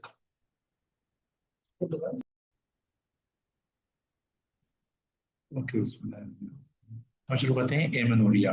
ठीक है, एमेनोरिया हम दो समय डिवाइड करते हैं, primary amenorrhoea and secondary amenorrhoea. Primary means कि कभी पीरियड्स आए ही नहीं, कभी पीरियड्स आए ही नहीं। तो 15 ईयर्स ऑफ एज तक पेशेंट को पीरियड्स ना या सेकेंडरी सेक्सुअल कैरेक्टर्स मौजूद हों, फिर उसको हम प्राइमरी एमेनोरिया कहेंगे। और सेकेंडरी सेक्सुअल कैरेक्टर्स मौजूद भी नहीं है और 13 साल की उम्र हो गई है, देन हम इसको प्राइमरी एमेनोरिया कहेंगे। ठीक है, और ये डिलेड प्यूबर्टी का एक प्रेजेंटेशन भी है बेसिकली। अच्छा, सेकेंडरी सेक्सुअल कैरेक्टर्स से क्या मुराद है? कोई ब्रेस्ट डेवलप होना, ठीक है, आवाज का चेंज हो जाना, ठीक है, बालों का आना, ये सारे secondary sexual characters. Secondary sexual character, तो absence of secondary sexual characters का मतलब ये है कि ये ओवरीज ही नहीं है या मेनली ओवरीज ही नहीं है, क्योंकि ओवरीज में क्या चीज प्रोड्यूस करना थी?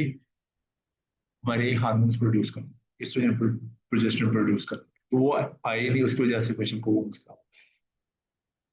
Primary ovarian deficiency is the most common cause. Ovarian follicle हो गए डिप्लीट, पेशेंट को टर्नर सिंड्रोम है सबसे इंपॉर्टेंट। टर्नर सिंड्रोम में 45X होता है, XO होता है बेसिकली। ठीक है, तो इसके अंदर एक क्रोमोसोम डेफिशिएंट है। ठीक है, टर्नर सिंड्रोम हमने बड़ी तफसील से पढ़ा था पीछे। ठीक है, तो और एंडोक्राइन वगैरह, और ओवरीज किसी वजह से डिस्ट्रॉय हो गई, यंग एज थी, कोई ट्यूमर डेवलप हो गया। अब ट्यूमर की ट्रीटमेंट में क्या चीजें शामिल होती हैं? Radiotherapy, chemotherapy. ठीक है, तो रेडियोथेरेपी कीमोथेरेपी की वजह से उसका गोनेड्स हैं वो हो गए, डिस्ट्रॉय हो गए। या ऊपर से अब ओवरीज को कंट्रोल करने वाली क्या क्या चीजें हैं? LH, FSH, वो कहाँ से रिलीज होते हैं?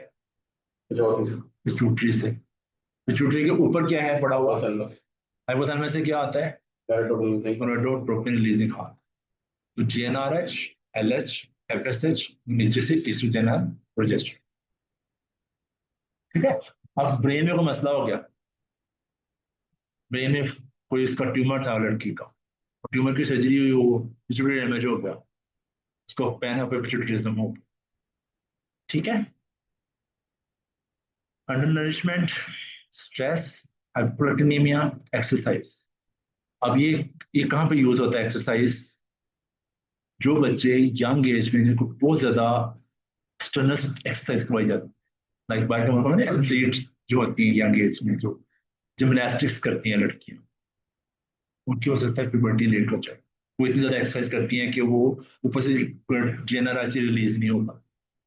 ठीक है, स्ट्रेस और एक्सरसाइज दोनों एक ही चीज में शुमार होते हैं।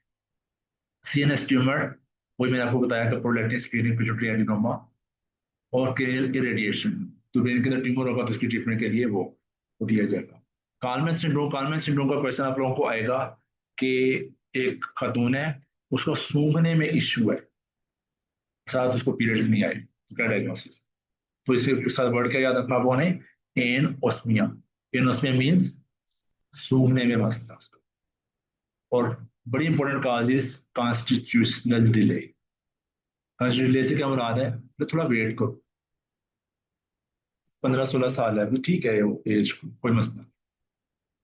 ठीक है, तो ये है absence of secondary sexual patterns. और इसमें हम लोग कब वरीड होंगे? जब उम्र 13 साल से हो। तो 13 साल में बंदा यूजली जो आता है वो क्लास 8-9 के अंदर होता है। फिर ऐसे ही 13 साल के बाद कौन सी क्लास में? 13 साल में तो मैट्रिक करते हैं। तो मैं मैट्रिक करता 13 साल हो गई।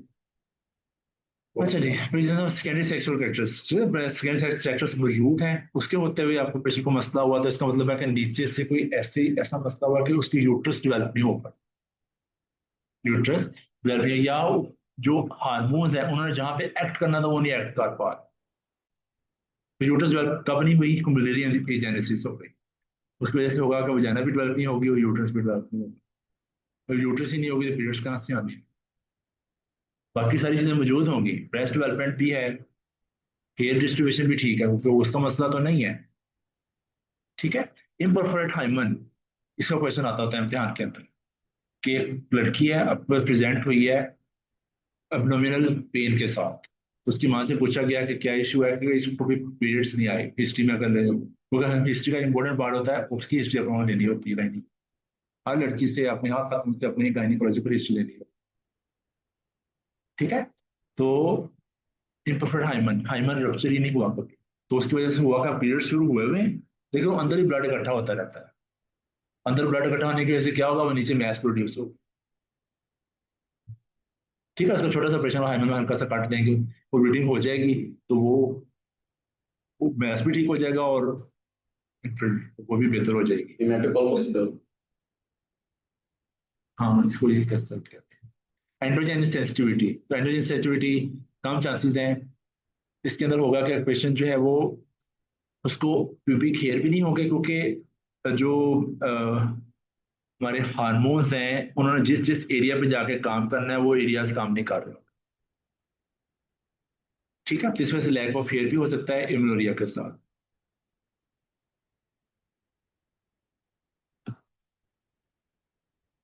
Congenital adrenal hyperplasia, congenital hyperplasia आगे जाके हम बड़ी तफसील से इसको पढ़ते हैं कि ये क्या चीज होती है।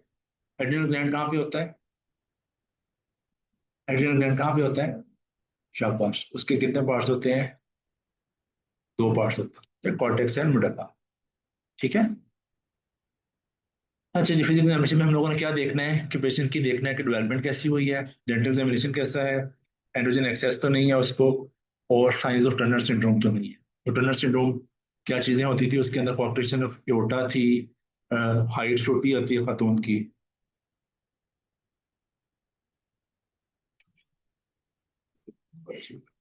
वेब नेक होती है। ठीक है। और इसका पूछते होते हैं कि इसके अंदर क्रोमोसोम कितने होते हैं? 45 और एक्स, 45 एक्स। ये बहुत कॉमन इम्तिहान में आता है टर्नर सिंड्रोम। ठीक है। Web neck, contraction of aorta, short height, ambiguous, जो खातून वाली अपीयरेंस है लेकिन प्राइमरी इम्यूरिया, और प्राइमरी और उम्र 30-35 साल है, तो पीरियड्स आई ही नहीं। ठीक है। अच्छा जी, डायग्नोसिस कैसे करेंगे? Always perform pregnancy test. Amenorrhoea is equal to pregnancy, amenorrhoea is equal to pregnancy. हो सकता है उसको पीरियड शुरू होने से पहले ही उसका उसका कोई सेक्सुअल रिलेशनशिप हो, प्रेगनेंसी हो गई। ठीक है। जैसे जब भी एमिनोरिया का सिनेरियो आए तो प्रेगनेंसी को रूल आउट करना। सेकेंडरी एमिनोरिया तो लाजमी तौर पे, लेकिन प्राइमरी एमिनोरिया में भी जो आजकल हालात जा रहे हैं, इट्स नॉट इम्पॉसिबल। ठीक है। एनाटॉमिकल एब्नॉर्मलिटीज, इन्फ्रारेड हाइमन हम लोगों ने देख लिया, फिजिकल एग्जामिनेशन देख लिया, अल्ट्रासाउंड करवा के देख लिया। अल्ट्रासाउंड में हमने देखना क्या है कि यूट्रस प्रेजेंट है कि एब्सेंट है।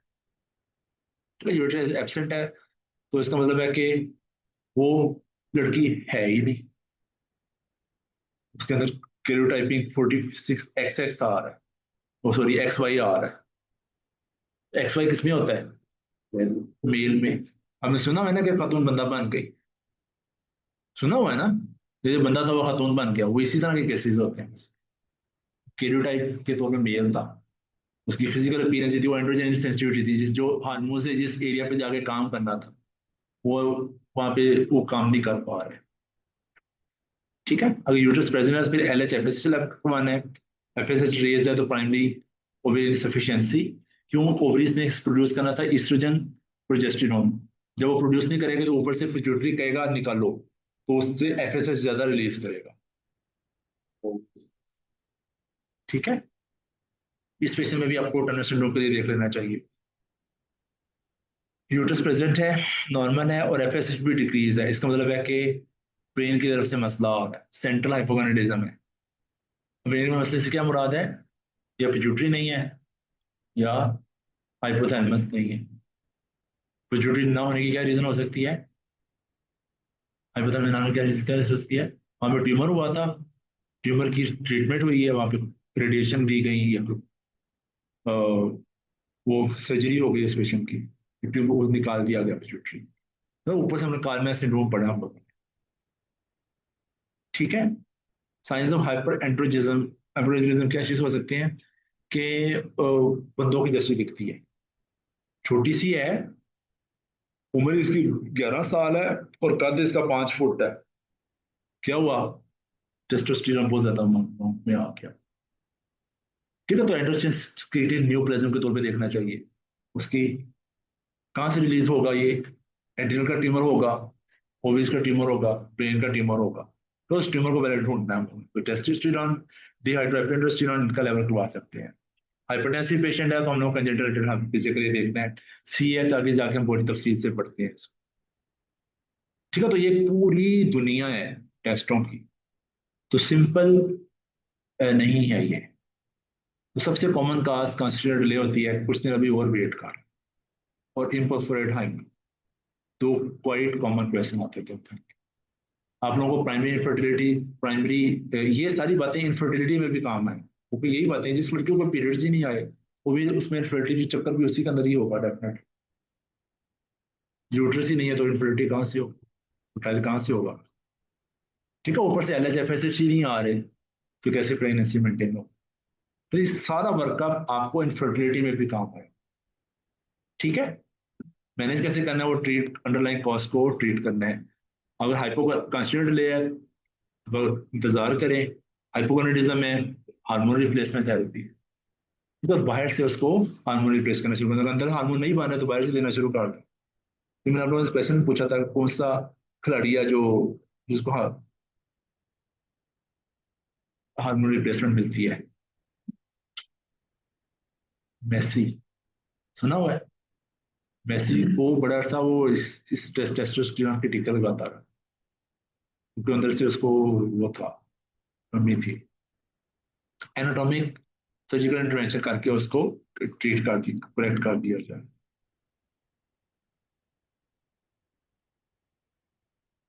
ठीक है, ये सारी बातें कंसिडर ले।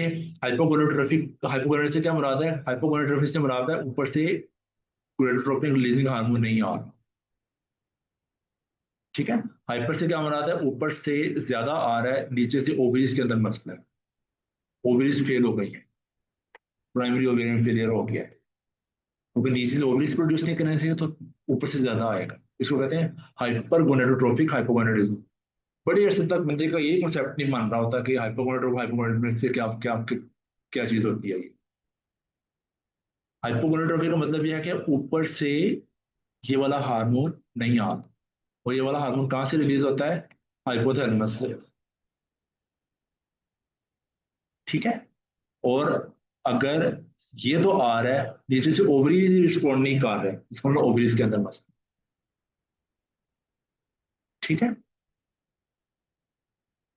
एनाटॉमिकल प्रॉब्लम्स ये सारा उसी की सारी वो है, इसको आपको पसंद करने की जरूरत नहीं। सेकेंडरी एमेनोरिया में इसके पहले पीरियड आते थे, अब नहीं आ रहा है, तो number one cause is pregnancy. तो हम लोग ये क्वेश्चन आएगा कि खतून है, अब आपको एमेनोरिया के साथ आइए, तो क्या टेस्ट करोगे, क्या टेस्ट एडवाइस करेंगी, क्या टेस्ट एडवाइस करेंगी? उसको प्रेगनेंसी टेस्ट करो, बीटा एसिड, तो वो वहाँ पे आपको ऑप्शन में बीटा एसिड ढूंढना है। अगर दोनों में सेलेक्ट करना पड़े सीरम या यूरिन, तो कौन सा सेलेक्ट करेंगे? सीरम। सीरम अर्ली पॉजिटिव आ जाता है।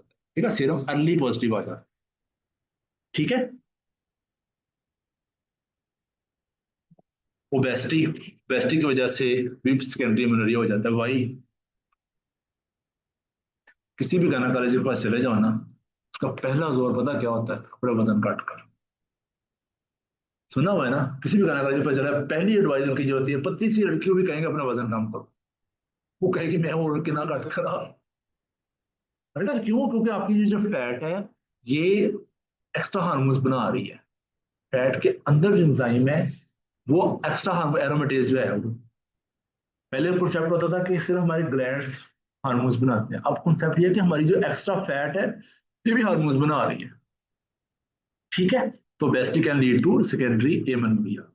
पॉलीसिस्टिक ओवेरियन सिंड्रोम, ओवरीज के अंदर सिस्ट बन गए, जिसकी वजह से एफएसएलएच भी रेज होता है, प्रीमेच्योर ओवेरियन फेलियर, कीमोथेरेपी, इन सब की वजह से क्या होगा? सेकेंडरी एमेन। Hypothalamus, pituitary gland, thyroid gland, uterus.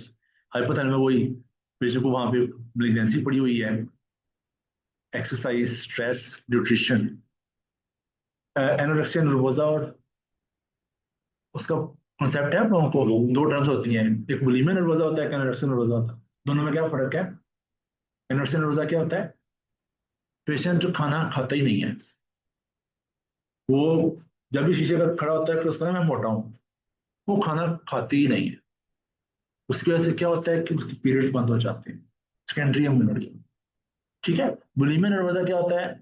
खाना खा लेती है, फिर उसको रिग्रेट होता है कि मैंने खाना खा लिया, फिर शीशे में खड़ी होती है, मुंह में उंगली मारी, सारा निकाल दिया बाहर। ये बुलिमिया नर्वोसा। एनोरेक्सिया नर्वोसा में वेट गेन होता ही नहीं है, वेट लॉस होता है बहुत ज्यादा, सेकेंडरी एमेनोरिया पे जाता है, तो इनके अंदर दांत भी खराब होते हैं, इनके बाल भी खराब हो जाते हैं, स्किन भी खराब हो जाती है। ठीक है, और जबकि बुलिमिया नर्वोसा के अंदर चूंकि कुछ ना कुछ इसने खाना खा लिया है, कुछ ना कुछ न्यूट्रिशन चली गई है, इस वजह से इसके अंदर वेट लॉस इतना प्रिडोमिनेंट नहीं हो। तो ये दोनों टर्म्स साइकेट्री की हैं, ये इन दोनों की डेफिनेशन कभी कभी इम्तिहान में आ जाती होती है। ठीक है, सिस्टेमिक इलनेस में डायबिटीज मेलिटस टाइप 1, यंग बच्चे के अंदर टाइप 1 डायबिटिक का होगा ना, उसकी वजह से भी बाद खातर सेकेंडरी अमेनोरिया हो जाता है। सीलिएक डिजीज, सीलिएक डिजीज का पेशेंट कैसे प्रेजेंट करेगा और क्या होगा उसको? जब जब वो गंदम का आएगा उसका मसला होगा, मसला आता है की वजह से तो उसको टिश्यू ट्रांसप्लांट में एंटीबॉडीज करवाते हैं, एंटीक्लाइडिन करवाते हैं। और सीलिएक डिजीज की मैनिफेस्टेशन है ये सेकेंडरी अमेनोरिया। लेकिन ये ना कहना कि जिसको सेकेंडरी अमेनोरिया, इसको सीलिएक उसको सेकेंडरी अमेनोरिया के साथ ही वो आएगा। ठीक है, तो पिट्यूटरी के अंदर tumour, mass, Sheehan syndrome. Sheehan syndrome क्या होता है? Failure to lactate. तो उसको मैंने तो बोला शाबाश। पोस्टमार्टम ढेर सारा हेमरेज हुआ, उस हेमरेज की वजह से हाइपोटेंशन हुई, हाइपोटेंशन की वजह से पिट्यूटरी तक ब्लड कम गया, पिट्यूटरी ब्लड कम गया तो पिट्यूटरी नेक्रोज होता है। This is called Sheehan syndrome. जब पिट्यूटरी नेक्रोज हो जाएगा उसके सारे हार्मोन्स डिक्रीज हो जाएंगे और पिट्यूटरी से एलएस निकलता है, एफएसएच निकलता है, सेकेंडरी अमेनोरिया हो जाएगा। ठीक है, तो Sheehan syndrome one of the most important topics है ध्यान में आने के लिए। ये हम लोगों ने सारी चीजें जो है ना एंडोक्राइन में पढ़ के आए हैं। Thyroid gland, thyroid gland hypothyroidism, जब भी इनफर्टिलिटी का वर्कअप होता है हम थायराइड जरूर करवाते हैं। हाइपर और हाइपो दोनों के अंदर पीरियड्स का मसला होता है। बताओ क्या क्या होता है? हाइपर के अंदर पीरियड्स कम हो जाते हैं, ओलिगोमेनिया होता है। हाइपो के अंदर पीरियड्स ज्यादा आते हैं। उसकी वजह से मैंने हीमोग्लोबिन 2 पेशेंट मरते हुए देखा हुआ है इसके साथ, हाइपोथायराइडिज्म के साथ। इसको बेचारी को इतनी ब्लीडिंग होगी तो फोती होगी, ब्लड लगाते रहते हैं। देखो, तो हाइपोथायराइडिज्म इनफर्टिलिटी के वर्कअप में थायराइड बहुत इंपॉर्टेंट होता है। फिर can lead to secondary amenorrhoea. फिर अल्लाह ताला की तरफ से ना एक प्रोटेक्टिव मैकेनिज्म होता है, जब पीरियड ज्यादा आ रहे हो साथ हाइपोथायराइडिज्म हो तो अनीमिया ज्यादा हो जाए तो बिल्कुल पीरियड्स बंद हो जाए। ये अल्लाह ताला की तरफ से प्रोटेक्टिव मैकेनिज्म। ठीक है, uterus Asherman syndrome and cervical stenosis. Asherman syndrome क्या होता है? कभी सुना डाइक्लोस्पाइक का? सुना ही होगा ना। डीएनसी का पता है, डायलिटेशन एंड कोलेटाइल, पिछले चैप्टर में पढ़ के आए हैं। डीएनए भी डाइक्लोस्पाइक दाई ने क्या किया, अंदर से खुरच दिया पकड़ के। जब वो खुरचेगी तो अंदर इन्फ्लेमेशन होगी, इन्फ्लेमेशन में लीड टू फाइब्रोसिस, फाइब्रोसिस अंदर होगी तो यूट्रस ऐसे कंस्ट्रिक्ट सी होगी। जब कंस्ट्रिक्ट होगी तो वहां पे फिर क्या होगा, जाइगोट आके लगेगा नहीं सही तरीके से, इसको कहते हैं एशरमैन सिंड्रोम। ठीक है, सर्वाइकल स्टेनोसिस, सर्वाइकल जो है ना वो तंग हो, इसके साथ वही वाला होगा पंगा जो हम लोग इम्परफोरेट हाइमन के साथ, क्योंकि एक दफा जब पीरियड आना शुरू हो गया फिर इम्परफोरेट हाइमन तो नहीं ना होगा। ठीक है, डायग्नोसिस में हिस्ट्री एंड एग्जामिनेशन टेस्ट इसके सारे वही वाले हैं जो हम लोगों ने अभी पहले पढ़े हैं, TSH, FSH, LH। ठीक है, तो आप लोगों को बहुत ज्यादा इसके वो तफसील में जाने की जरूरत नहीं है। प्रोलैक्टिन हम लोग करवानेंगे। प्रोलैक्टिन जो है वो एक गोनेडोट्रोपिन की रिलीज को इनहिबिट करता है। इस वजह से हर वो कंडीशन जिसमें प्रोलैक्टिन इंक्रीज होगा can lead to secondary amenorrhoea and infertility. ठीक है, अच्छा जी, प्रोजेस्टिन चलिए टेस्ट टेस्ट करते हैं। प्रोजेस्टिन देने से बाद पेशेंट को विथड्रॉल ब्लीड हो तो उसकी लेना कॉजेज है, अगर ब्लीड ना हो तो उसकी लेना कॉजेज। तो ये बहुत कम चांसेस है आप लोग को इतनी तफसील के साथ किए जाएं। तो आप लोगों को मेन में जो याद रखना है, इसकी कॉजेज के ऊपर आपको सवाल आता होता है बस।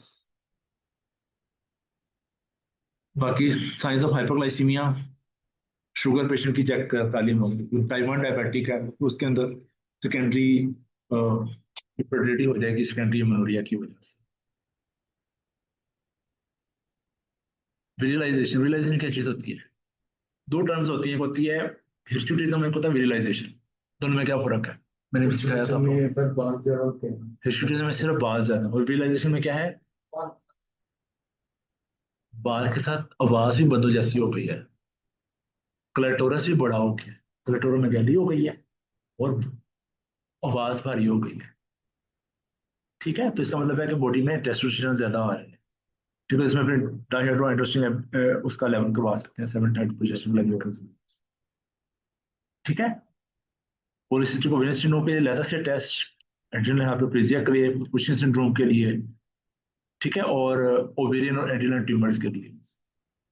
यानी कि अगर आप लोगों ने वर्कअप करवाना है तो हमने क्या क्या चीजें देखनी है? हाइपोथैलेमस, पिट्यूटरी, यूट्रस, ओवरीज और एड्रिनल ग्लैंड। इनको याद रखो। इनका ताल्लुक किससे है? फर्टिलिटी से और हमारे मेंस्ट्रुअल साइकिल से। मेंस्ट्रुअल साइकिल से, ठीक है। मैनेजमेंट मेनली क्या होती है? Treat the underline cause. इतना ही आप लोगों ने याद रखो। हाइपोथैलेमस में हम लोगों ने क्या करना है कि पेशेंट को बाहर से हमें देना शुरू करते हैं, ओरल कंट्रासेप्टिव स्टार्ट करवा दें। ट्यूमर है तो उसकी सर्जरी करें। प्रीमेच्योर ओवरी फेलियर है तो फिर उस पेशेंट को जो अंदर से हार्मोन नहीं रिलीज हो रहे वो बाहर से देना शुरू कर, ओरल कंट्रासेप्टिव, ठीक है। अच्छा जी, ये प्रोजेस्टिन चैलेंज टेस्ट है for the workup of secondary amenorrhoea. Progestin देने से पेशेंट को ब्लीड हुआ है तो हमने एलएच करवाना है, अगर ब्लीड नहीं हुआ तो एफएसएच करवाना है। एलएच का लेवल अगर इंक्रीज है तो पॉलीसिस्टिक ओवेरियन सिंड्रोम है, और एलएच लेवल डिक्रीज है तो एनोवुलेशन है, ठीक है। और अगर एफएसएच विदड्रॉल ब्लीड नहीं हुआ तो एफएसएच करवाना है। एफएसएच रेज्ड है तो ऊपर ब्रेन के अंदर ट्यूमर है, अगर एफएसएच डिक्रीज है तो फिर आगे मजीद टेस्ट करवाने हैं,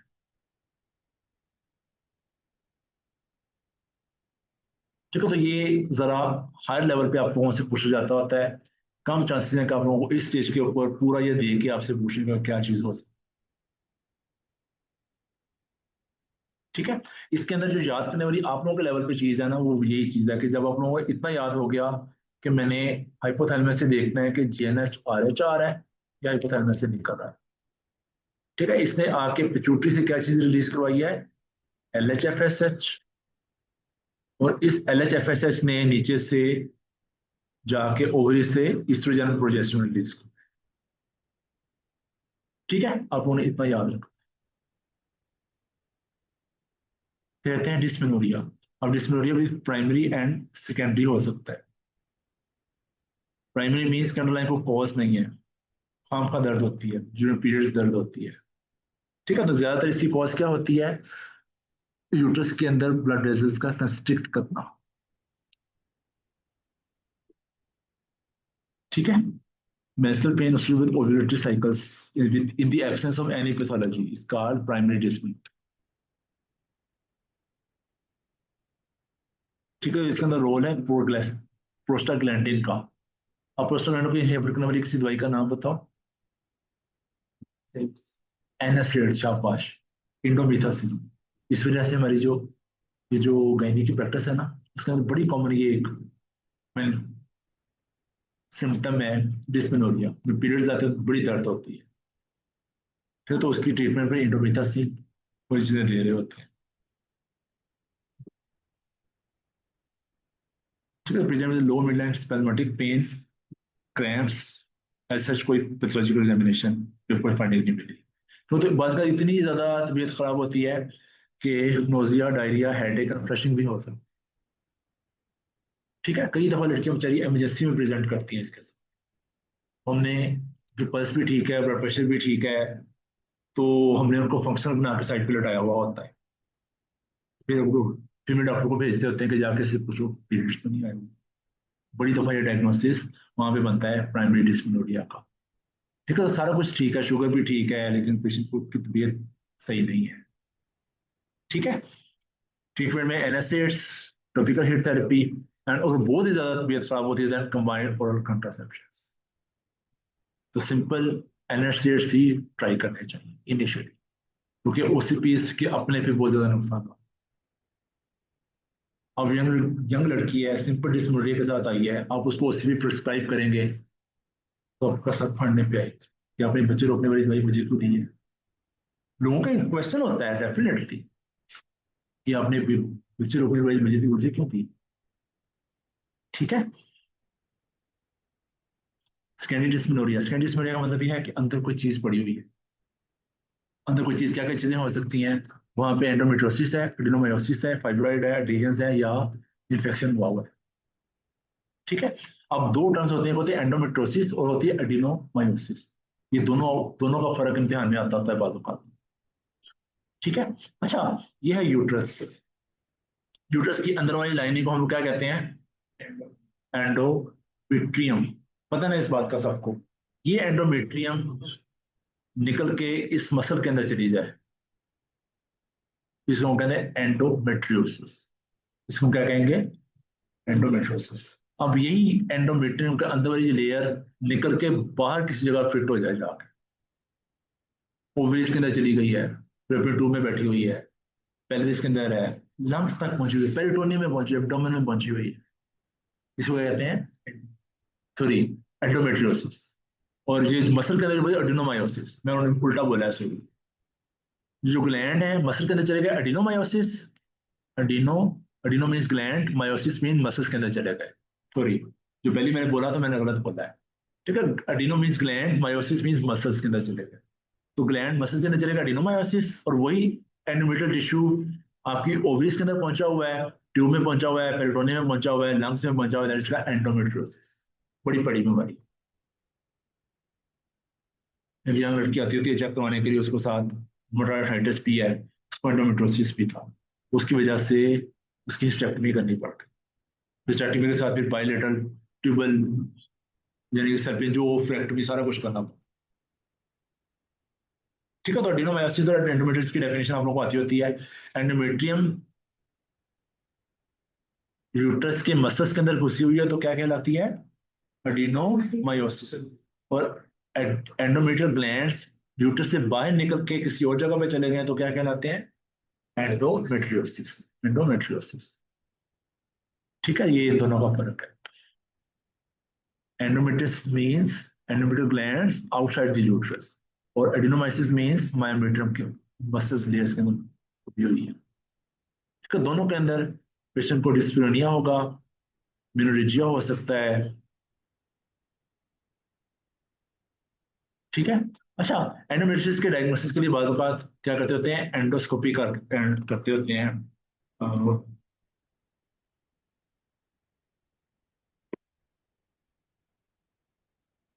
ये देखो, ये कॉन्सेप्ट बनाने के लिए मैंने आपको दिखा दिया कि डिफरेंट जगह। अब होगा क्या? एंडोमेट्रियम जो है वो अंडर द इन्फ्लुएंस ऑफ क्या है? हार्मोन्स है। अभी हम लोग पढ़े ईस्ट्रोजन प्रोजेस्टेरोन। अब इसका क्या मतलब होगा कि जब भी वो हार्मोन का लेवल चेंज होगा, वो वाले ग्लैंड्स भी छोटे या बड़े होंगे, वो ग्लैंड्स भी वो छोटे या बड़े होंगे। अब ये ग्लैंड यहाँ पे बड़ा हुआ है या पेरिनियम में पड़ा हुआ है, तो पेशेंट को क्या होगा? एब्डोमिनल पेन होगी, एब्डोमिनल पेन होगी, क्रैम्प्स पड़ेंगे। अभी अगर इस जगह पे पड़ा हुआ है तो क्या काम करेगा ये? यहाँ से ओवा को इधर आने नहीं देगा, तो आने नहीं देगा तो पेशेंट को क्या हो जाएगा? इनफर्टिलिटी। बड़ी दफा ओवरीज के अंदर पड़ी होती है, ओवरीज के अंदर ब्लीड हो जाता है, क्योंकि एंडोमेट्रियल टिश्यू जो होता है उसने उसमें ब्लड वेजल्स बननी होती है और उसने ब्लीड होना होता है, तो इसको कहते हैं चॉकलेट सिस्ट। चॉकलेट सिस्ट बन जाती है, क्योंकि जब ओवरीज के अंदर चॉकलेट सिस्ट बन गई तो क्या होगा? ओवरीज डिस्ट्रॉय हो गई। ये भी इनफर्टिलिटी की इंपॉर्टेंट काज होगा। ठीक है, ये रास्ता रोक रहा है, ओवरीज के अंदर ब्लीड हो गया तो इनफर्टिलिटी हो जाएगी। ठीक है, इस वजह से बहुत बड़ी बीमारी है, इसको ट्रीट करना। तो हम लोग लेप्रोस्कोपी करके देखते हैं, इस तरह करके हम इस तरह नजर आती होती है, डिफरेंट जगह पर नजर आ रही है, लेप्रोस्कोपी के थ्रू ये देख रहे हैं। ठीक है, ये हमें ब्लीडिंग नजर आ रही है। ठीक है, डायरेक्ट विजुअलाइजेशन बाय लेप्रोस्कोपी और लेप्रोटमी। तो blue, black, dark brown penis होती है। ओवरीज के अंदर एंडोमेट्रियस को जिसको हम क्या कहते हैं? Chocolate cyst. ठीक है, मैनेज कैसे करते हैं कि हमने अब इसमें ओव्यूलेशन बंद करवानी है। ओव्यूलेशन बंद कैसे करवाएंगे? कंबाइंड ओसीपी के थ्रू और गोनाडोट्रोपिन रिलीजिंग का एनालॉग दे के। ये क्या काम करेगा? कंटिन्यूस रिलीज करवाएगा एलएच और एफएसएच को। अब ओव्यूलेशन के लिए क्या जरूरी था? एलएच की सर्ज। लेकिन अगर कंटिन्यूस एलएच दें तो फिर क्या होगा? ओव्यूलेशन नहीं होगा। हमने काम क्या करना है? ओव्यूलेशन की इनहिबिशन करवानी, ताकि पेशेंट पीरियड्स आए ही ना। और जब भी उसको पीरियड्स आएंगे उसको मसला होगा। ठीक है, तो इसके ट्रीटमेंट बहुत मुश्किल होता है। ये आप लोगों को ना इसका सवाल आ जाता है कि ल्यूप्रोलाइट क्या चीज़ होती है, जिससे गोनाडोट्रोपिन रिलीजिंग एनालॉग। इस वजह से मैंने जो आपको शुरू के अंदर जो मेंस्ट्रुअल साइकिल सिखाया ना, वो हर जगह पे काम आएगा। मेंस्ट्रुअल साइकिल आप अच्छी तरीके से याद कर लो तो आपको बहुत सारी चीज़ों का कॉन्सेप्ट क्लियर होना शुरू हो। ठीक है, आपको अ, इसकी मिसाल ऐसे ही है ना कि अगर हम लोग कभी कभी मरीज जाएं तो जाने का मजा भी आता है, लेकिन रोजाना ही मरीज आ रहे हो तो फिर क्या होगा, इनसेंसिटिविटी, नाम रूटीन की बात मान के। इसके साथ भी यही हो रहा है। एलएच की सर्च चाहिए ओव्यूलेशन के लिए, लेकिन अगर ऊपर से मेराट्रोपिन हम लोग कंटिन्यूसली दे रहे हैं तो उससे क्या होगा, एलएच एफएसएच कंटिन्यूसली रिलीज होता रहेगा, उसकी वजह से इनोव्यूलेशन हो जाएगी। ठीक है, बाकी पेन के लिए डेनाजोल, एनासेड्स और प्रोजेस्टिन दी जा सकती है। कंजर्वेटिव सर्जिकली मैनेज किया जा सकता है। जब ट्रीटमेंट करें तो प्रेगनेंसी हो भी सकती है। डेफिनेट ट्रीटमेंट क्या है कि सब कुछ निकाल दो, सब कुछ निकाल दो। टीएस से क्या मुराद है, total abdominal hysterectomy, bilateral salpingo oophorectomy. Salpingo means tube का निकालना, ओ मींस ओवरीज का निकालना। जब ये सारा कुछ ही निकाल देंगे तो डेफिनेटली इससे ट्रीट ही होना है। नहीं सर, यूट्रस भी नहीं है, ओवरीज भी नहीं है, ट्यूब्स भी नहीं है। अगर यूट्रस ही नहीं है तो एंडोमेट्रियम कहाँ से आएगी, खत्म हो गया ना कॉन्सेप्ट का। तो इसकी ट्रीटमेंट बाज का ये वाला काम करना पड़ जाता है।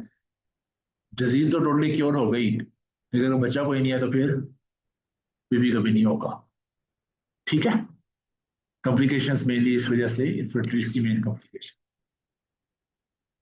इसी तरह एडिनोमायोसिस, एडिनोमायोसिस मैंने आपको सिखा दिया कि जो ग्लैंड है वो अंदर घुसा हुआ है, वॉल के अंदर घुसा हुआ है। एमआरआई करवाया जा सकता है, अल्ट्रासाउंड करवाया जा सकता है। अह, इसका एक नुकसान है कि जो फाइब्रॉइड्स होते हैं ना, बास का जो फाइब्रॉइड होता है ना, वो इसके जैसा दिख रहा होता है। इस वजह से बास का फाइब्रॉइड से डिफ्रेंशिएट करना मुश्किल हो रहा होता है इसको। सर एज फैक्टर जो age factor, age factor after menopause fibroid भी रिग्रेस हो जाता है और एंडोमेट्रियोसिस भी रिग्रेस हो जाती है, एडिनोमायोसिस भी रिग्रेस हो जाती है।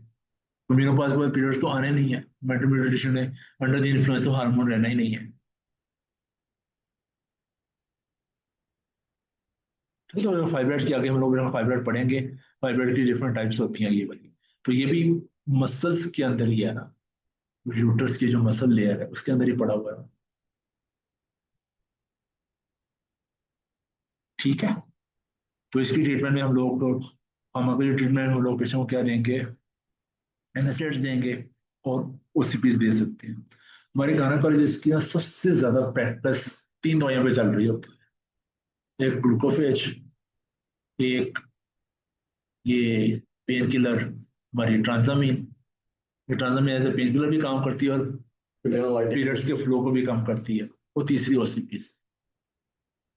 उनकी तीन मेन दवाइयां सबसे ज्यादा ये चीजें यूज हो रही होती है। आप लोगों ने नोट किया होगा, हमने जितनी बीमारियां पढ़ी हैं सबके अंदर एक ही चीज बार बार यूज हो रही है, वही एनासिड, वही ओसीपीज। ठीक है, सर्जिकली जो अंदर ग्लैंड गए हुए हैं उनको सर्जिकली एब्लेट कर दिया जाए, जला दिया जाए या निकाल दिया जाए। और hysterectomy is the definitive treatment. ठीक है, एंडोमेट्रियल कार्सिनोमा हो सकता है एडिनोमायोसिस के साथ।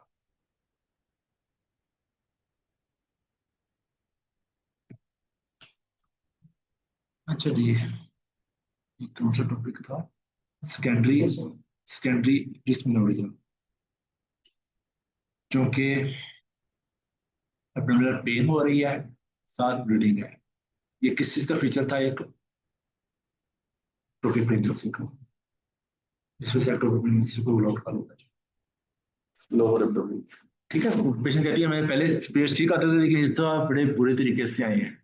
पहले थोड़ी बहुत पेन होती थी, थोड़ी बहुत क्रैम्पिंग खाने को होती है तो पीरियड्स के दिनों में, वो कोई यूट्रस ट्यूब के अंदर की झिल्ली सारी निकल के बाहर आ रही होती है, तो यूट्रस थोड़ी कॉन्ट्रैक्ट करती भी है उसको निकालने के लिए बाहर। तो नॉर्मल क्रैम्पिंग पेन हर लड़की को होती है, लेकिन वो कहती है कि मुझे इस दफा पेन बहुत ज्यादा हुई है।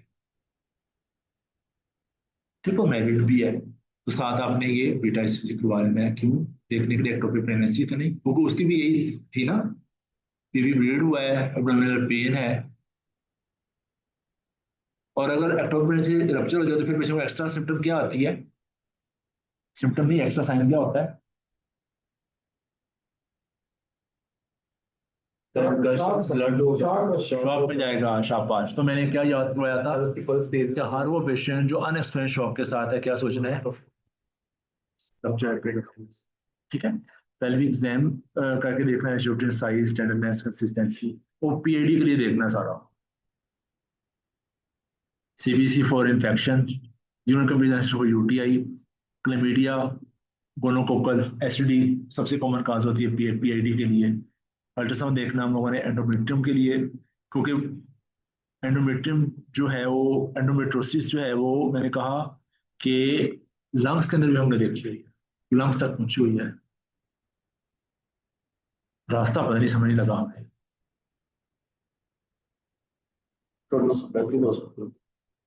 ट्रीटमेंट वो डिपेंड करता है अंडरलाइन कॉज क्या है। ठीक है, आज के लिए इतना काफी है, क्वेश्चन तुमसे पूछ लो।